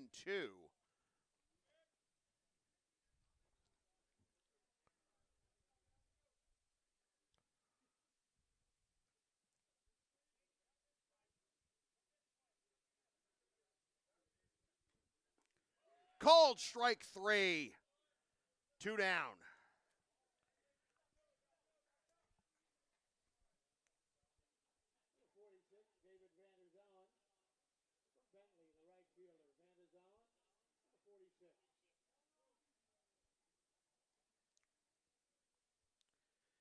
So let's see if David Vanderzoun can bring these 2 runners home. As Vanderzoun, I hope you're watching intently. 1-0 the count to David, who walked and grounded into a 6-4-3 double play.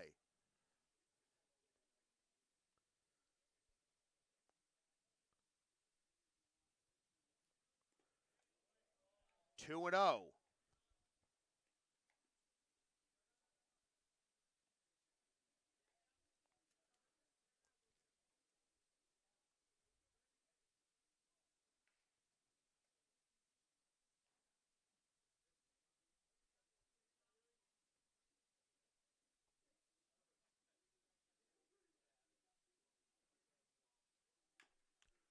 Old chopper at the plate, and it'll be 2-1. Blue Sox getting the first 2 runners aboard for the 3rd time this ball game, but came up empty the first time they did it in the 2nd. Got 1 run home in the 4th after Auger singled to lead off this inning. Vanderzoun into left field carrying, and that'll get all the way to the fence. 2 runners will score. Mrs. Vanderzoun's baby boy brings home 2 with a 2-out double.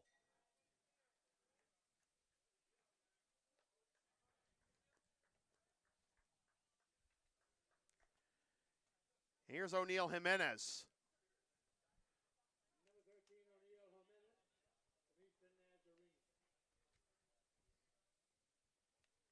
Clutch hitting.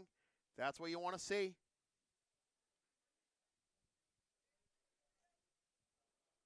Off a tough lefty, too, in the person of Misla. Mentioned his numbers at Hudson Valley Community College in 2022. In 2024 for the Red Dragons, Misla in 14 appearances was 8-2 with a 2.34 ERA. 77 innings, 1 complete game. Opponent's batting average was 183 and 114 strikeouts. So some good hitting here in this top half of the 6th off of one of the Red Dragons' best pitchers, but SUNY Cortland baseball is not your average D3 program by any means. They are one of the best, a perennial power in NCAA Division III. Vanderzoun going for 3rd, but it is strike 3 called, and the side is retired. Vanderzoun drives home 2, and after 5.5, 7-3 now, Kettleers.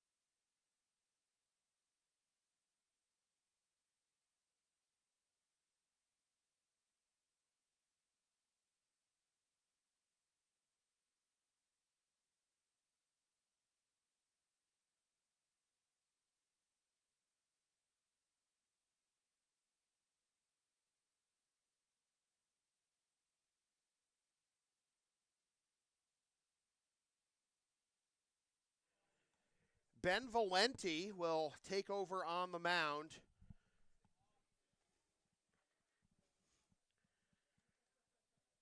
For the Blue Sox. Gets hauled to ground this one to short. Nice sliding stop on to first, not in time.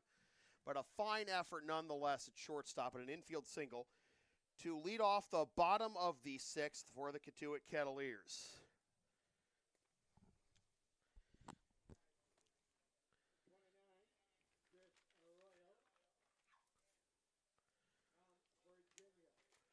Here's Arroyo as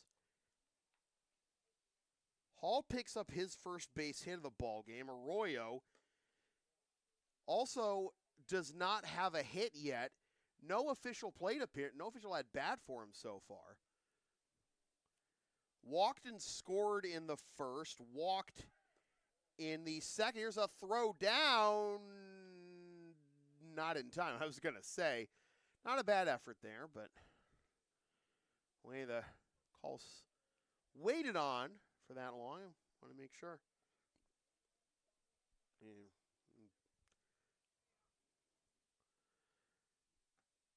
Didn't slide off the bag or anything. So 2-0 the counter, runner in scoring position.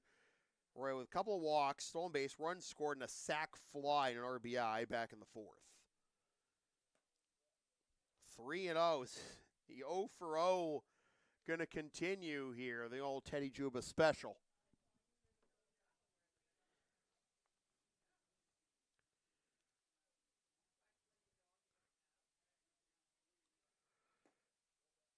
Oh, close, but ball four, a 4-pitch walk to make it first and second.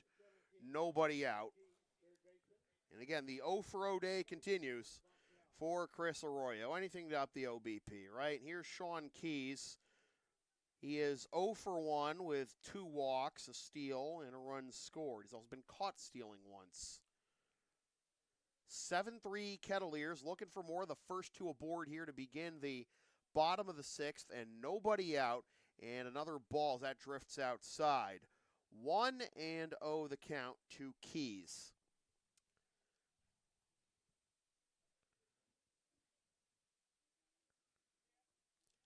Valenti looks at second, comes home with it, and it's fouled off to even the count at 1.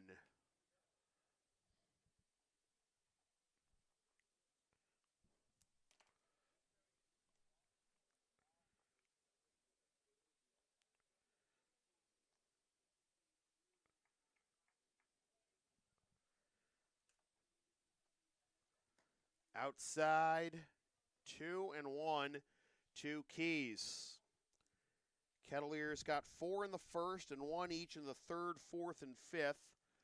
Blue Sox finally getting on the board in the fourth and 2 more runs at the top half of the sixth on David Vanderzouden's 2-out, 2-run double. 2-1 in the dirt, 3-1.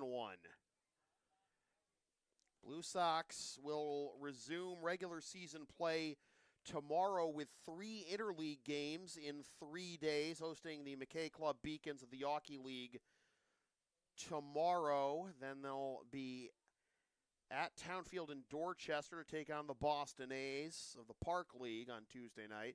And Wednesday night, they'll host TJO Sports of the Park League. Underhanded to second for 1. That is all they'll get on the 4-6 fielder's choice. Now, runners at the corners, and 1 down for the Kettleers.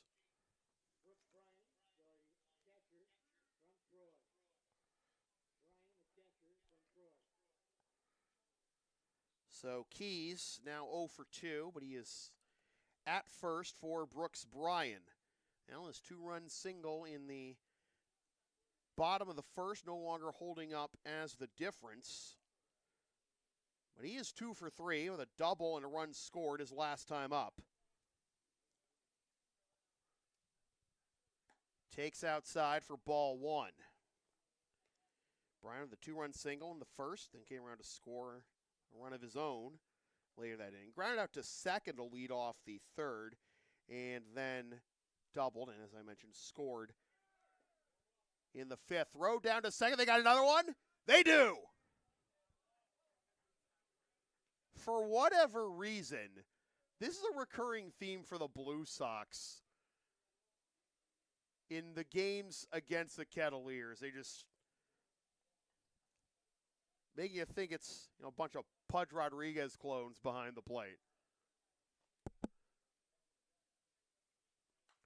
Fouled off.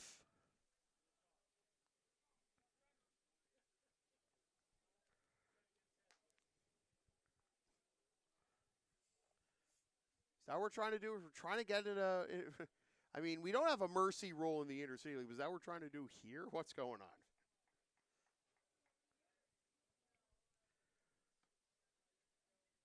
Two down.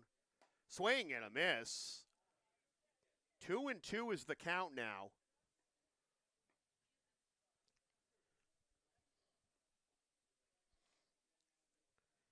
Can Valenti get out of this one?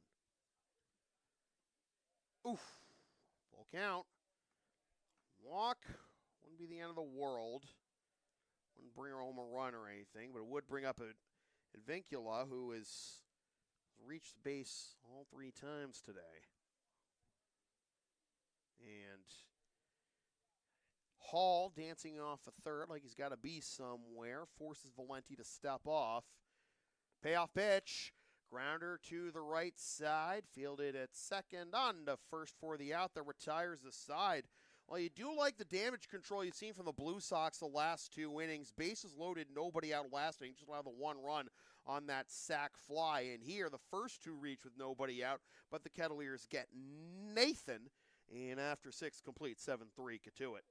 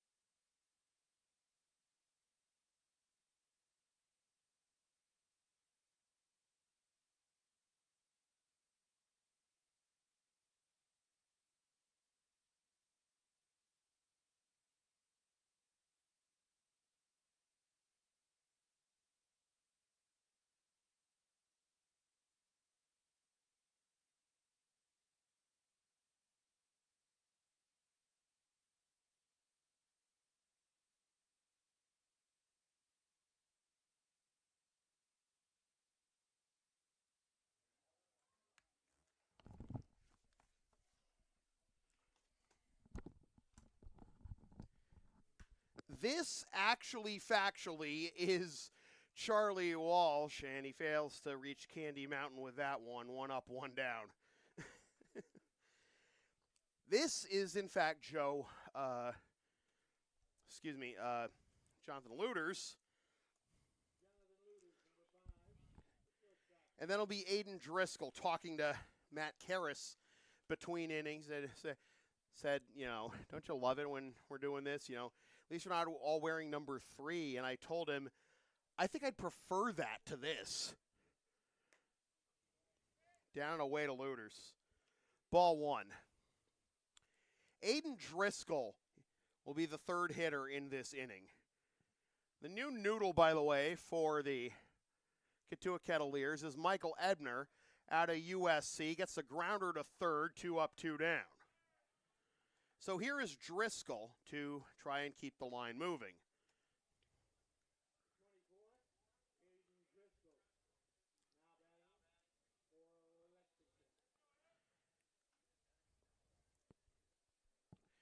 Driscoll was at first base last inning, and Charlie had been in the field already. He had played short last inning and second the inning before that.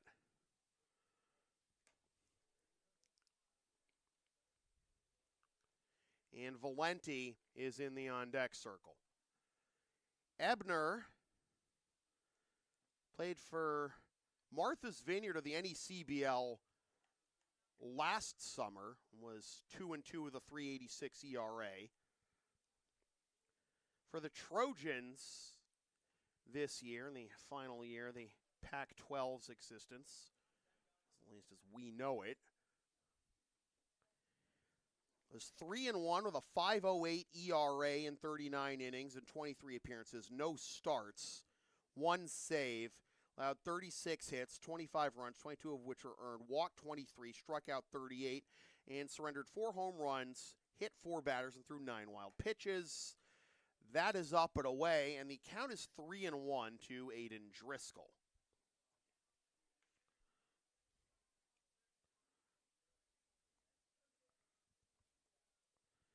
Driscoll is yet to play in the regular season this year for the Blue Sox. Hits this one into center field. And easy peasy 1, 2, 3 easy for the Trojan. Ebner, fight on. We're through 6.5. 7-3, Kettleers.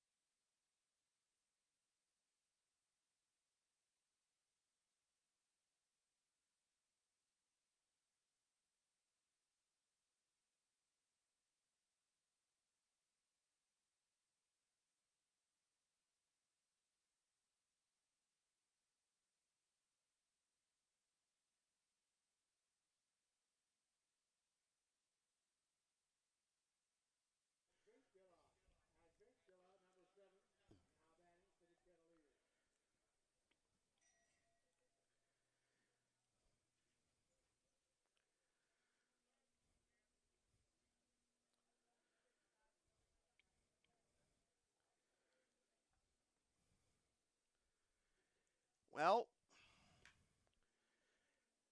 making his Blue Sox debut, Dmitry Skarides gets a one-pitch out on the speedster at Vincula.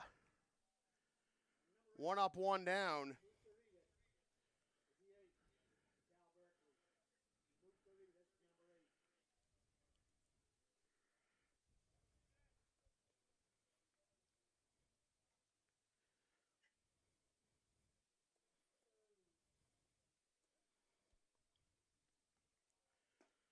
Skarides, 79, misses low, ball 1, and again with the a couple of some duplicate numbers, early on in the season here. Also, I want it wearing his usual number 40. We'll see how hopefully clean things up in due time for you fine folks.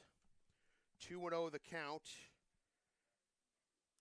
to Mutsaritas. 3-0. Boy, say your expectations high with a one-pitch ground out on speedy number 5 hitter, but Mutsaritas has been patient here. 3-0. There's the strike on the outside corner. 3-1. Bottom of the 7th. 7-3 our score. 4 runs in the first and 1 each in the 3rd, 4th, and 5th for the Kettleers. This is into left field. Step in, couple steps back and to his right, and making the catch for out number 2.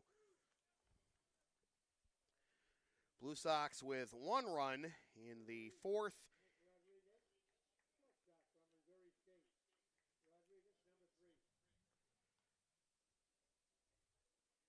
And 2 in the 6th.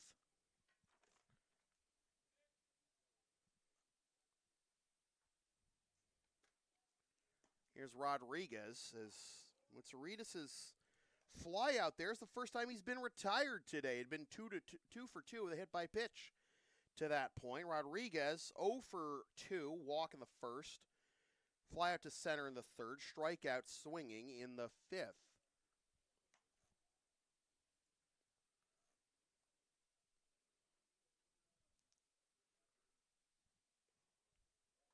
Skarides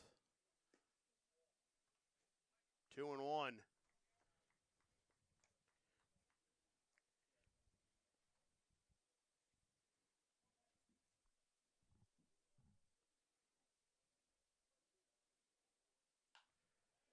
Into right center field over the leaping second baseman for a base hit. And Rodriguez picks up his first base hit of the ball game.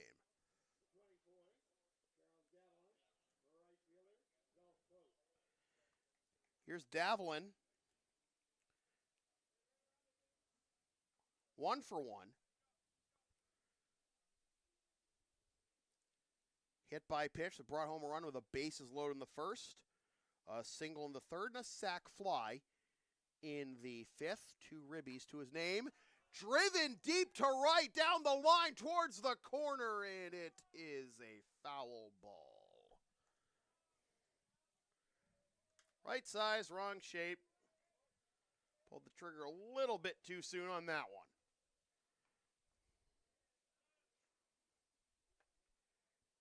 Remember, folks, we're playing with wood bats here, as we do in the Intercity League, but the college kids, they're playing usually with metal bats. That rolls foul for strike 2.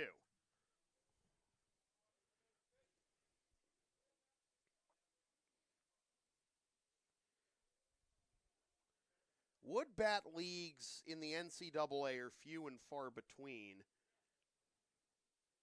Northeast 10 has been one of the rare examples in D2. Once you get to the NCAAs, though, the regulation is aluminum. Upstairs for ball 1. But if you're going to be playing these games in front of a bunch of bunch of pro scouts, every summer, you want to show them what you can do with a wood bat.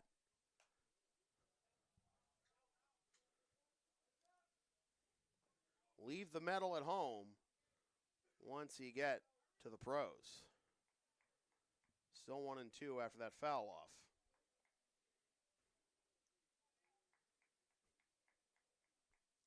Slogans and, slogan at, the college and prep and junior and little league levels used to be more ping, less bling. Obviously, with the era of NIL upon us and the veneer of amateurism being taken away. Don't have to worry about the less bling part, but the more ping, I mean, to be fair, the ping of an aluminum bat and a crack of a wood bat driving a ball to kingdom come, both are still very sweet sounds.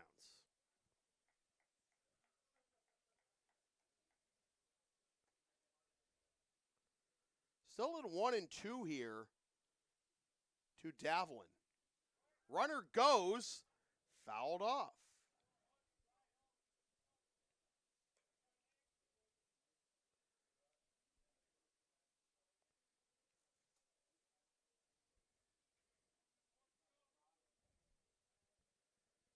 Another pitcher down there warming for the Kettleers beyond the left field fence and down the right field bullpen.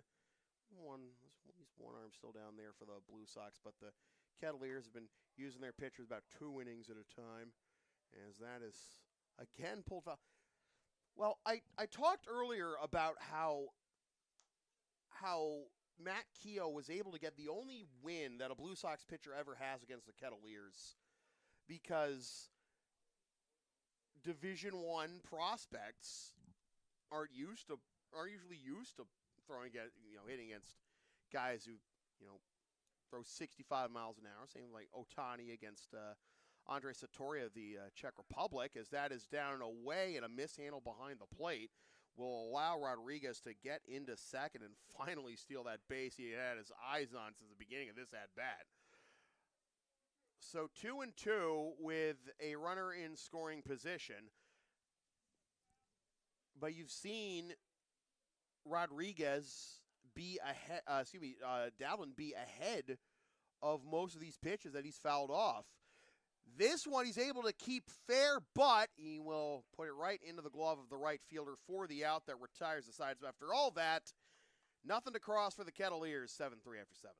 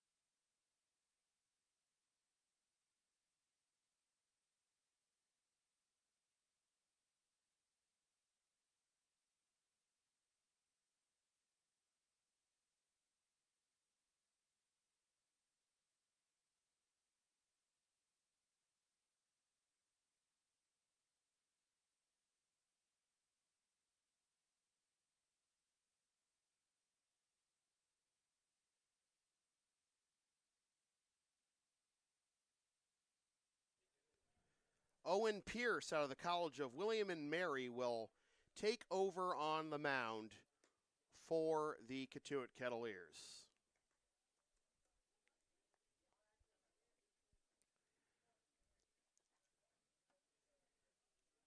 Pierce from Fairfax, Virginia. Mentioned, plays his college ball at William and Mary. And this past season, he was 0-1 in 18 appearances, 3.77 ERA in 43 innings, had 5 saves, and allowed 37 hits, 21 runs, 18 of which were earned, allowed 6 homers, walked 21, and struck out 43, hit 6 batters, and threw 3 wild pitches.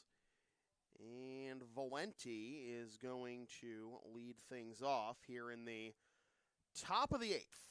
Hits this one up the middle, fielded at second, on to first, 1 pitch, 1 out.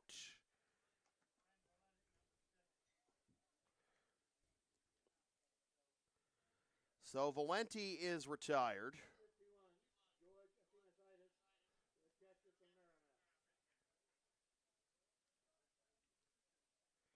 I think George is actually, might be in the on decks. I don't know what's going on anymore, man. Hopefully we'll get this fixed in due time.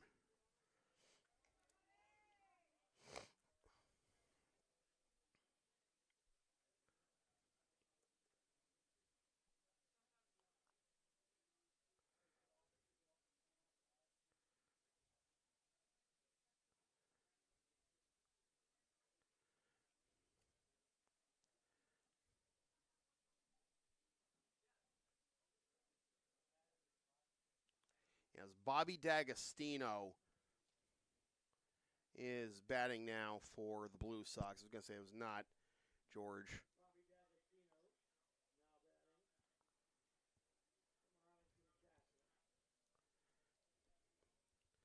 D'Agostino getting the cuts here. And, just missed. 1-1.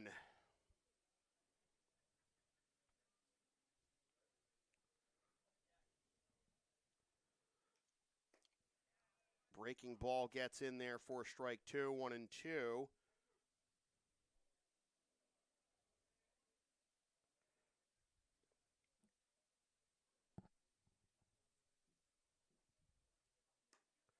Strike 3 called on the outside corner. 2 up, 2 down.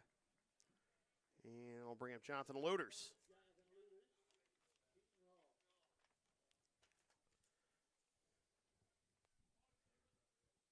Three runs on 5 hits, no errors so far for the Blue Sox. 7 runs on 9 hits, no errors so far for the Kettleers. We are approaching the 2.5-hour mark of this ball game. A game that we weren't sure we were going to get in with the heavy rain early on, but it has cleared up nicely.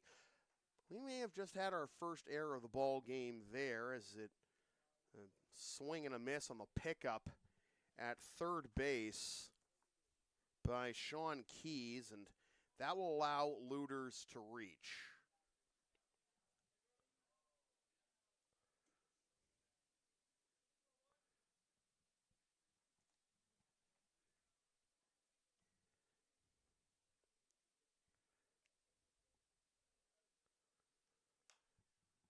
Pop up into foul territory, maybe a chance to redeem himself, but he can get out of play before Keys can make a play, and the count will be 0-1.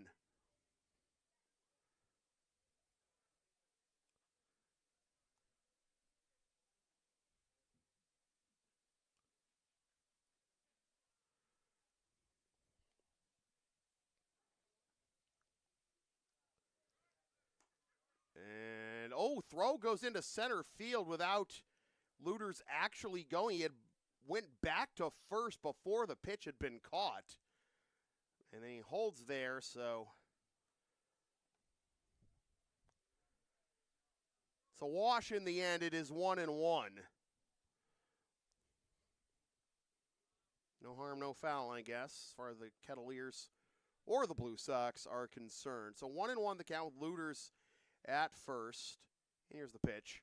That is in there for a strike. 1-2.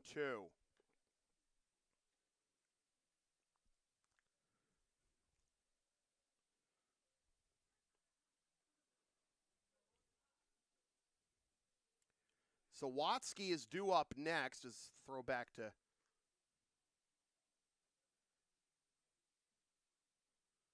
first is not in time. And again, Looters is trying to do psychic damage here with his act off of first base here. Trying to Jedi mind trick maybe the Kettleers defense into committing an error, in addition to the one that's already been committed that allowed him to reach. Fly ball into left center field. Easy enough in left for the out that retires the side. 7.5 in the books. Kettleers on top, 7-3.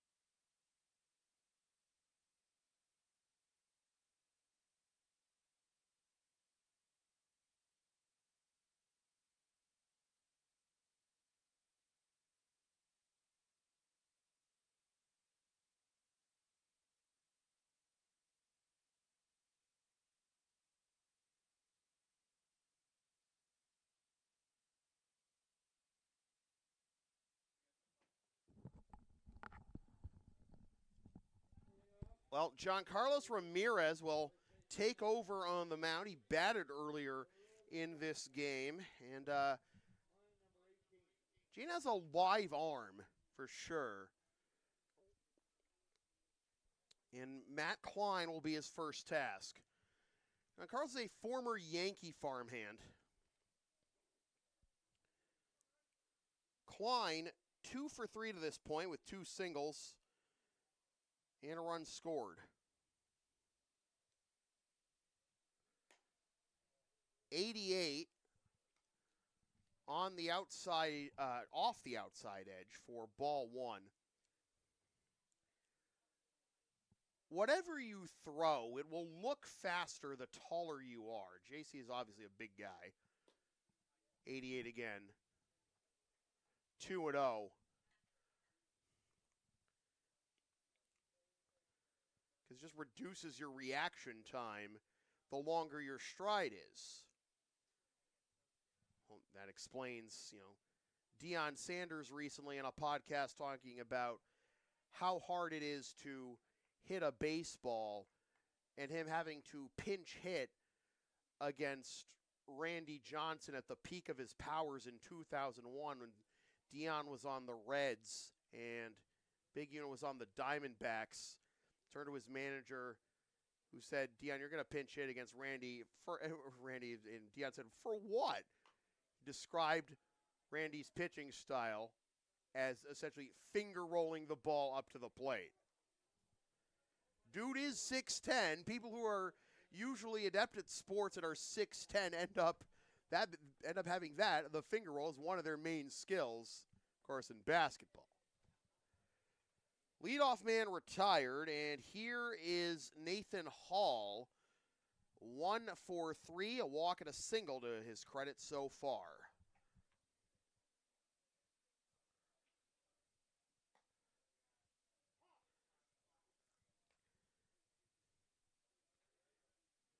When you're 6'10", basically, you cut what already is, almost nil reaction time in half. And you throw in the fact that the dude threw 100.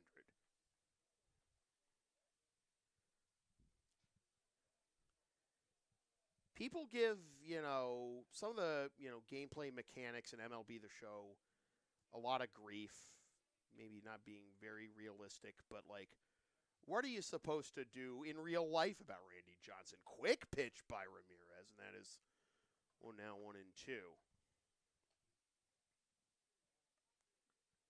There's a reason it's miserable to play against Randy Johnson in the show, because it was miserable to hit against him in real life. Oh, now we're doing the Johnny Cueto thing. Broken bat grounder scooped up at third. On to first, 2 down.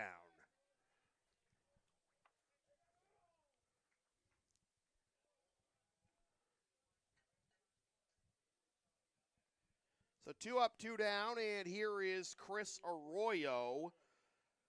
Still working on the 0 for 0, 3 walks, and a sac fly.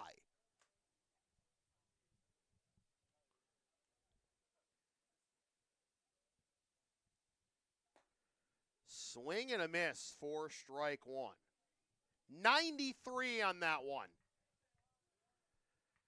This is the beauty of playing down here as an intercity league team where you don't usually have access to radar guns. 93 again, 1-1. I believe John Carlos has now thrown the fastest pitch we've seen a Blue Sox throw recorded here at Lowell Park.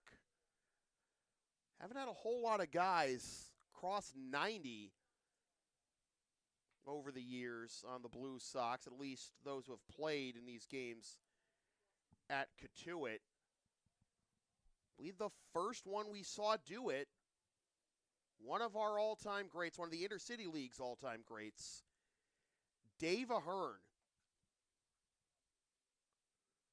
Swing and a miss. I see 93, 93, 81, 78. Drop like a brick, and it is 3-2 to Arroyo. Dave was the first Blue Sox I remember getting up to 90. There's the Johnny Cueto thing again, and it is swung on and missed. 3 up, 3 down for John Carlos Ramirez in the bottom of the 8th. 7-3, Kettleers.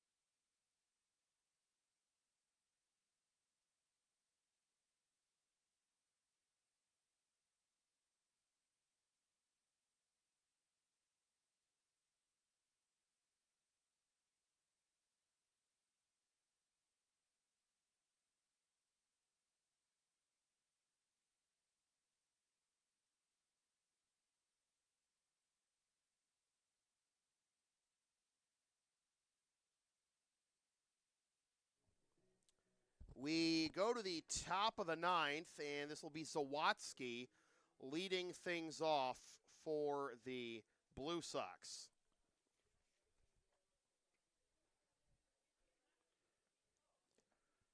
Will be Austin Travis behind him.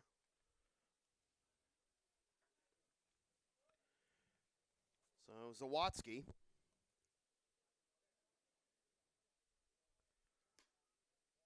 takes ball one from Owen Pierce. 7-3 our score, top of the ninth.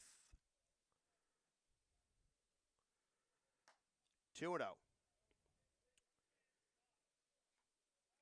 Now, Dave Ahern, obviously, you know how great a player he was. You know, tragic story of how he passed away in the middle of our run of the championship in 2016. I mentioned he was the first Blue Sox I saw to hit 90 on the Lowell Park radar gun. He hardly, I don't remember him pitching for us ever in the regular season, but there's a strike, 3-1, but he had it in him, and he was good, too, in that pitching appearance he made for us against the Kettleers. Swing and a miss, and will Pierce come all the way back from behind 3-0.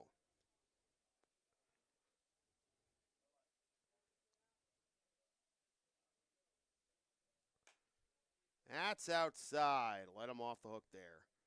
Lead-off walk for Zawatsky, and here is Austin Travis.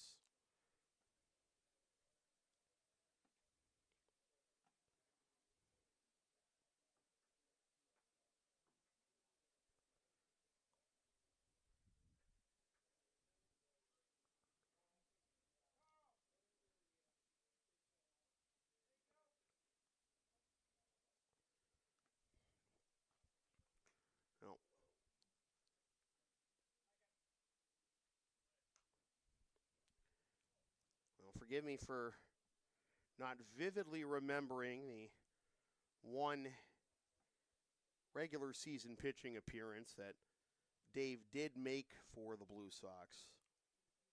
It was in 2014 against the Melrose Americans on August 8th. Went 2 innings, gave up 3 hits, 1 earned run with 1 walk and 4 strikeouts, hit 2 batters. But again, he could sling it. Which shouldn't come as too much of a surprise given the cannon of an arm he had in the outfield as well. We miss you every day, Dave. Weren't many as phenomenal a baseball player and an individual as Dave Ahern.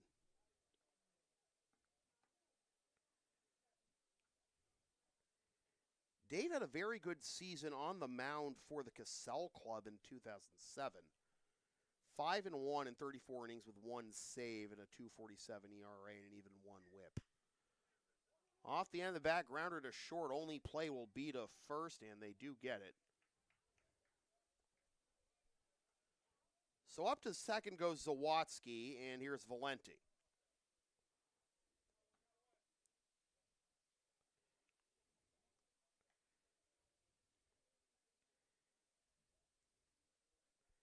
Same 2007 season for Cassell. Dave had a OPS of 785 with 1 homer and 3 ribbies. Really found his groove with the Blue Sox. 2012, he had played the previous season for the Medford Americans, only had an OPS of 497. So that is up and away for ball 2 to Valenti. Had a pretty good season on the mound in 4 games, 1-1 with 1 save and a .568 ERA.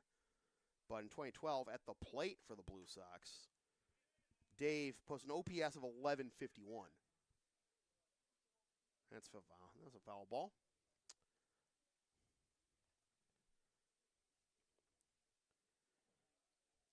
Two homers, 18 ribbies, 10 doubles, and 5 6 and steals. It's in 2012. 2006 to 2016 in the ICL and a career OPS of 820. 2009 with the Medford Americans, he OPS 1006 with 7 doubles, 4 homers, and 20 ribbies. 20 ribbies were a career high for Dave. 3-1, and that's on the outside corner to fill the count. 3-2. 3 runs, 5 hits, no errors for the Blue Sox. 7 runs, 9 hits, 1 error for the Kettleers here in the top of the 9th, with no one else warming in the Kettleers bullpen. And of course, you know, Mike Roberts doesn't have his full allotment of players right now. I mentioned that, you know, some of his players are still in the NCAA tournament. This is an exhibition game. We're not in the midst of the regular season yet. We haven't even started the regular season yet for the Cape League. Blue Sox just the 3 games in. 1-1-1 to start the season in the ICR of the Blue Sox, with 3 interleague games in 3 days upcoming. Went around, says the home plate umpire, strike 1.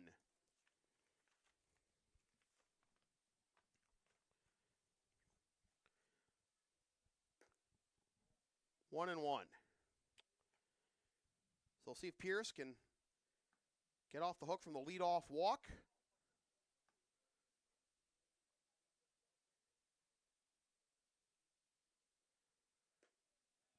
That's at the bottom of the zone, and it'll be 1-2.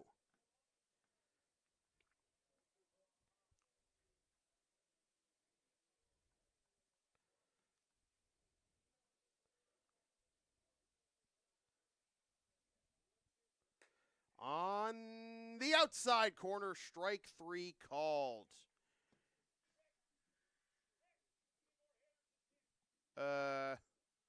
Well, that's we're going to keep playing. We're going to finish out the batting order, I guess, for the Blue Sox, just to make sure everyone gets the same amount of work here. So it's going to bring Anderson up to the plate.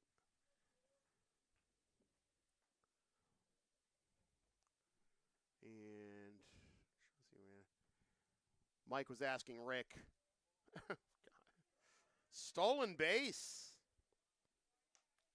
Mike Roberts asking Rick, hey, how many more hitters do you have? Just going through the book here for the Kettleers. They would be in the 3 spot in their order. If we play the bottom of the 9th, Keys, Bryan, and grounder to short, looking at third, and throw on to first.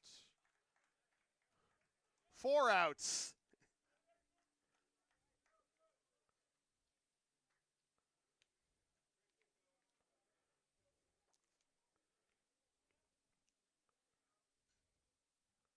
Travis again? All right.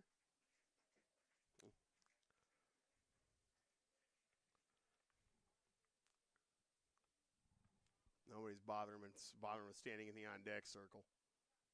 Well, the infield's backed up here with the runner at third, so it should be the last batter then.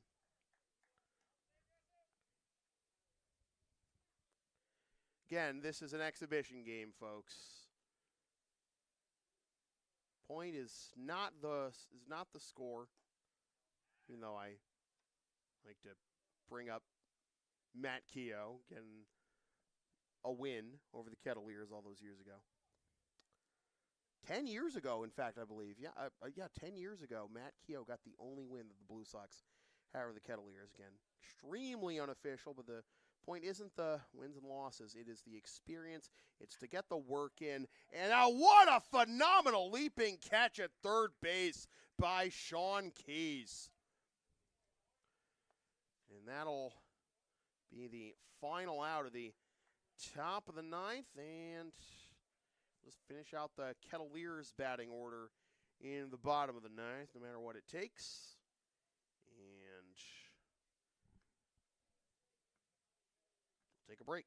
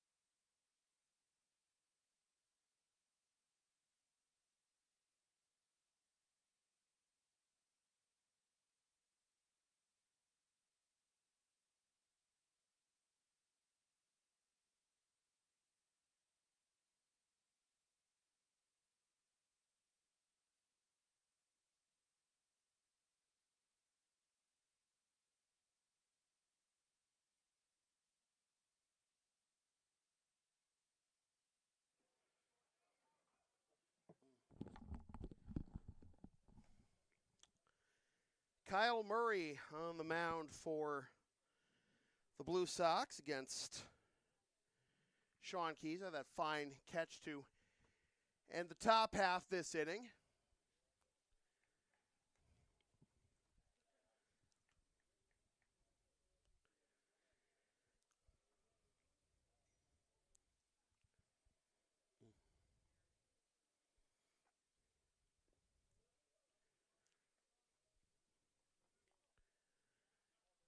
Before this broadcast comes to a close, just want to, well, Katrina and I want to wish, send best wishes to Katrina's sister, Caitlin, her husband, Brandon, a newborn baby boy, Flynn.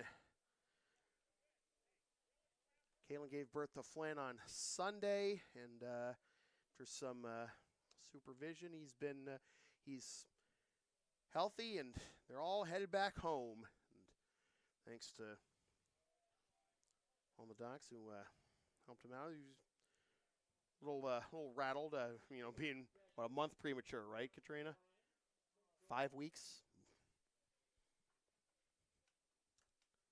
But he's doing well. Nothing terribly out of the ordinary for a baby 5 weeks early. It's always encouraging that, the docs. If the docs are, hey, it's nothing we haven't seen before, nothing we can't help with. It's always an encouraging sign, right? Obviously, can be a little rattling for the baby's parents and the family, and not knowing if, oh wait, what if it is something I haven't seen before? But he's good. Mom and dad are good. The boy is good. The grandparents are good. The aunt and uncle are good.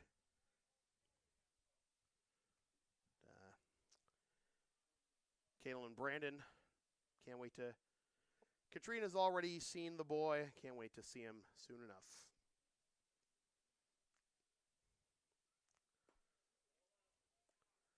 Be down there when I can to make him play You Don't Know Jack until his ears and eyes bleed. On his 3-0 right now to Brooks Bryan. Leadoff walk to Keys. Can't buy the outside corner there, first and second. Nobody out. And here's that Vincula.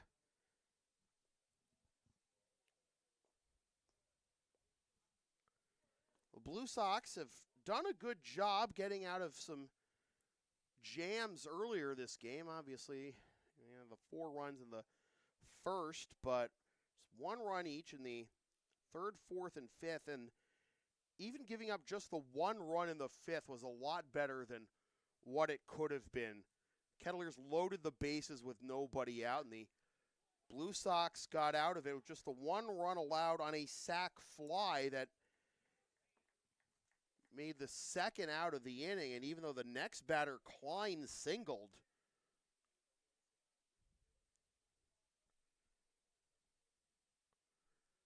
that single turned into a 9-2 putout at the plate to end the bottom of the 5th, and that ball got away from the catcher and all the way over to the Kettleers dugout, but doesn't go out of play. It won't allow the runners to take an extra base, and 2 runners in scoring position now for Vincula, who is 1 for 2. 2 walks, 2 runs, a single, and ground out to second. Grounder to short. That'll bring the run home, and they do get the out at first, so 1 down. 8-3, as in to score from third is Keys.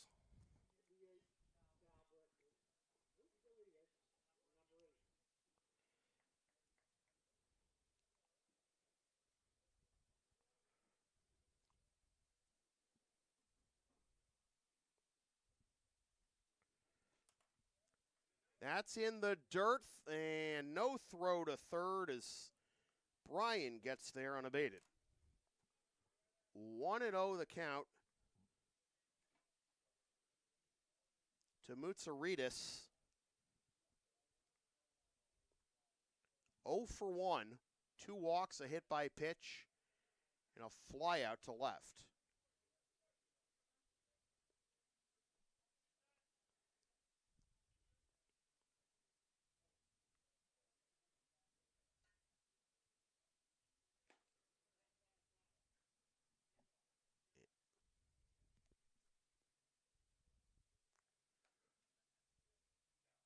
Hit him.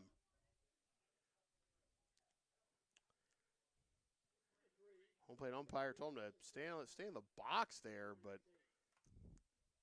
not sure if that meant that he had leaned into it and he was getting a strike, but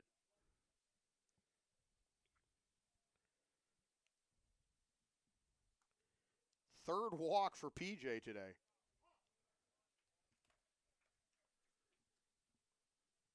0-1 the count to Rodriguez.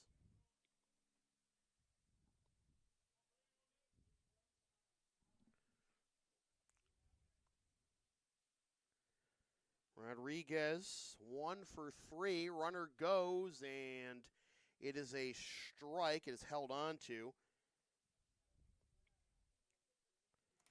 And Rodriguez gets into scoring position. Rodriguez, the walk that brought home a run in the first, fly out to center in the third, a strikeout swing in the fifth, and a single and a stolen base in the seventh. Count will be 1-2. No advance by the runners, and that pitch got away.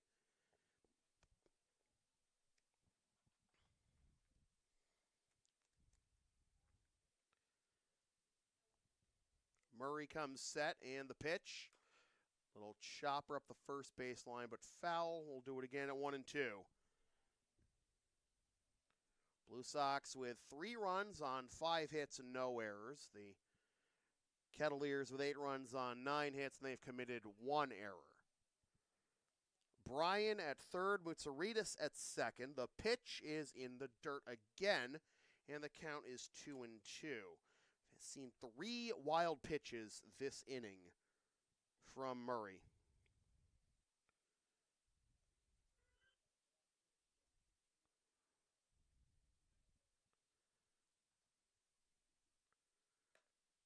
Outside for a ball, 3-0. That was a big looping off-speed pitch to the outside, but not close enough to the edge for strike 3. Murray comes set, and the 3-2. Fouled into the screen. We'll do it again. 8-3 our score, bottom of the 9th. And we're just wrapping things up here in this exhibition between the Cotuit Kettleers and the Lexington Blue Sox. Kettleers kick off their Cape League season later this week, and Blue Sox resume their Intercity League season with interleague play tomorrow night, 8 o'clock first pitch at LHS when the Blue Sox host the McKay Club Beacons of the Yawkey League. 3-2 again, fouled off.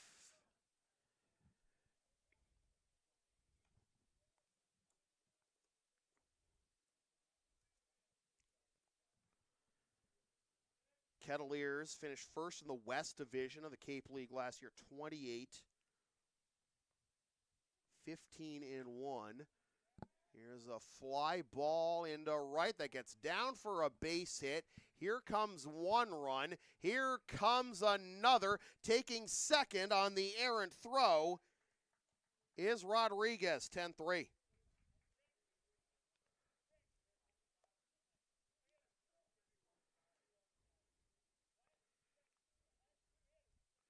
Last 2 hitters, says Mike Roberts, so the Davlin and Klein to wrap things up. Kettleers will have their home opener this coming Saturday against Harwich. That was actually their season opener, in fact. And then on Sunday, they're at Orleans. And then on Monday, they are at Wareham.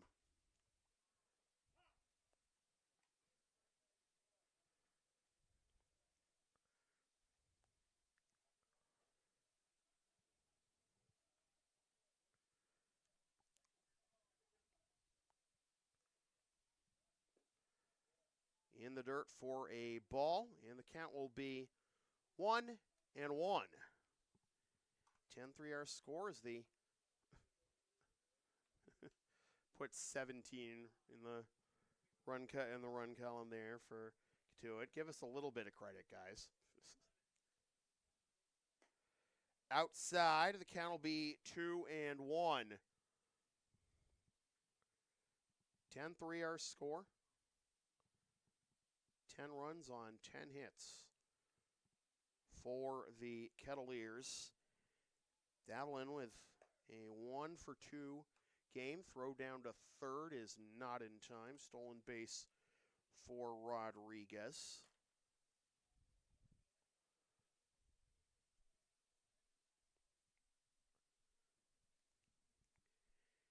Matt Klein will be the last batter of the ball game. He is due up next. And up and away for a ball. Last hitter of the ball game, says Mike Roberts. Matt Klein, what's he got to wrap this one up?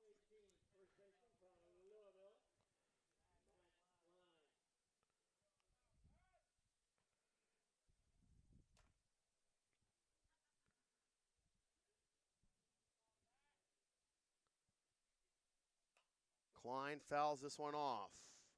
0-1. Again, it's not about the score in this one if you're the Blue Sox. Or the Kettleers, that matter. Just get your work in, take in the experience, bond with your teammates, use this experience in every opportunity you get in this game to get better and use it to build on it, learn from it, and destroy everything in your path on the way to hopefully Banner 18. Will the Celtics and the Blue Sox get their 18th championships in 2024? How about a double play to end this one? A nice pick at first to wrap things up. 10-3 is the final score. The Kettleers win. Some fine plays from both sides, and I love the effort from the Blue Sox in those tight jams in the fifth and sixth innings when the Kettleers got bases loaded to start the bottom of the fifth and only got the one run on that sac fly, and then ended the inning throwing out a potential other run at home. And then first and second, nobody out to begin the bottom of the sixth, but fielder's choice, a caught stealing, and a ground out to second wrap things up in that, and you got some good efforts from the Blue Sox all around. And this is Vander Zouwen's baby boy. I hope that's a sign of things to come this year for David. All right. David Vander Zouwen with the two-run double, the biggest hit of the day for the Blue Sox. 10 runs on 10 hits, one error for the Kettleers, 3-5-0 for the Blue Sox. Thanks for watching this presentation, this special presentation of Lexington Blue Sox baseball here on the Blue Sox Baseball Network. Don't forget to follow and support the Blue Sox and the Intercity League all year long, intercityleaguebaseball.com, and you can watch Blue Sox games for free, live and on demand here on this here YouTube channel. Don't forget to subscribe. Once again, the final score from Lowell Park in Cotuit, Mass. on Cape Cod. It is the Cotuit Kettleers 10 and the Lexington Blue Sox 3. For all my righty friends here on the Cape, my name is Sam Feely. Thanks for tuning in, and we'll see you tomorrow night, 8 p.m. first pitch for the Blue Sox first interleague game of 2024, first interleague regular season game ever against the McKay Club Beacons of the Yawkey League. Love you, Katrina. Party hard, Caitlin.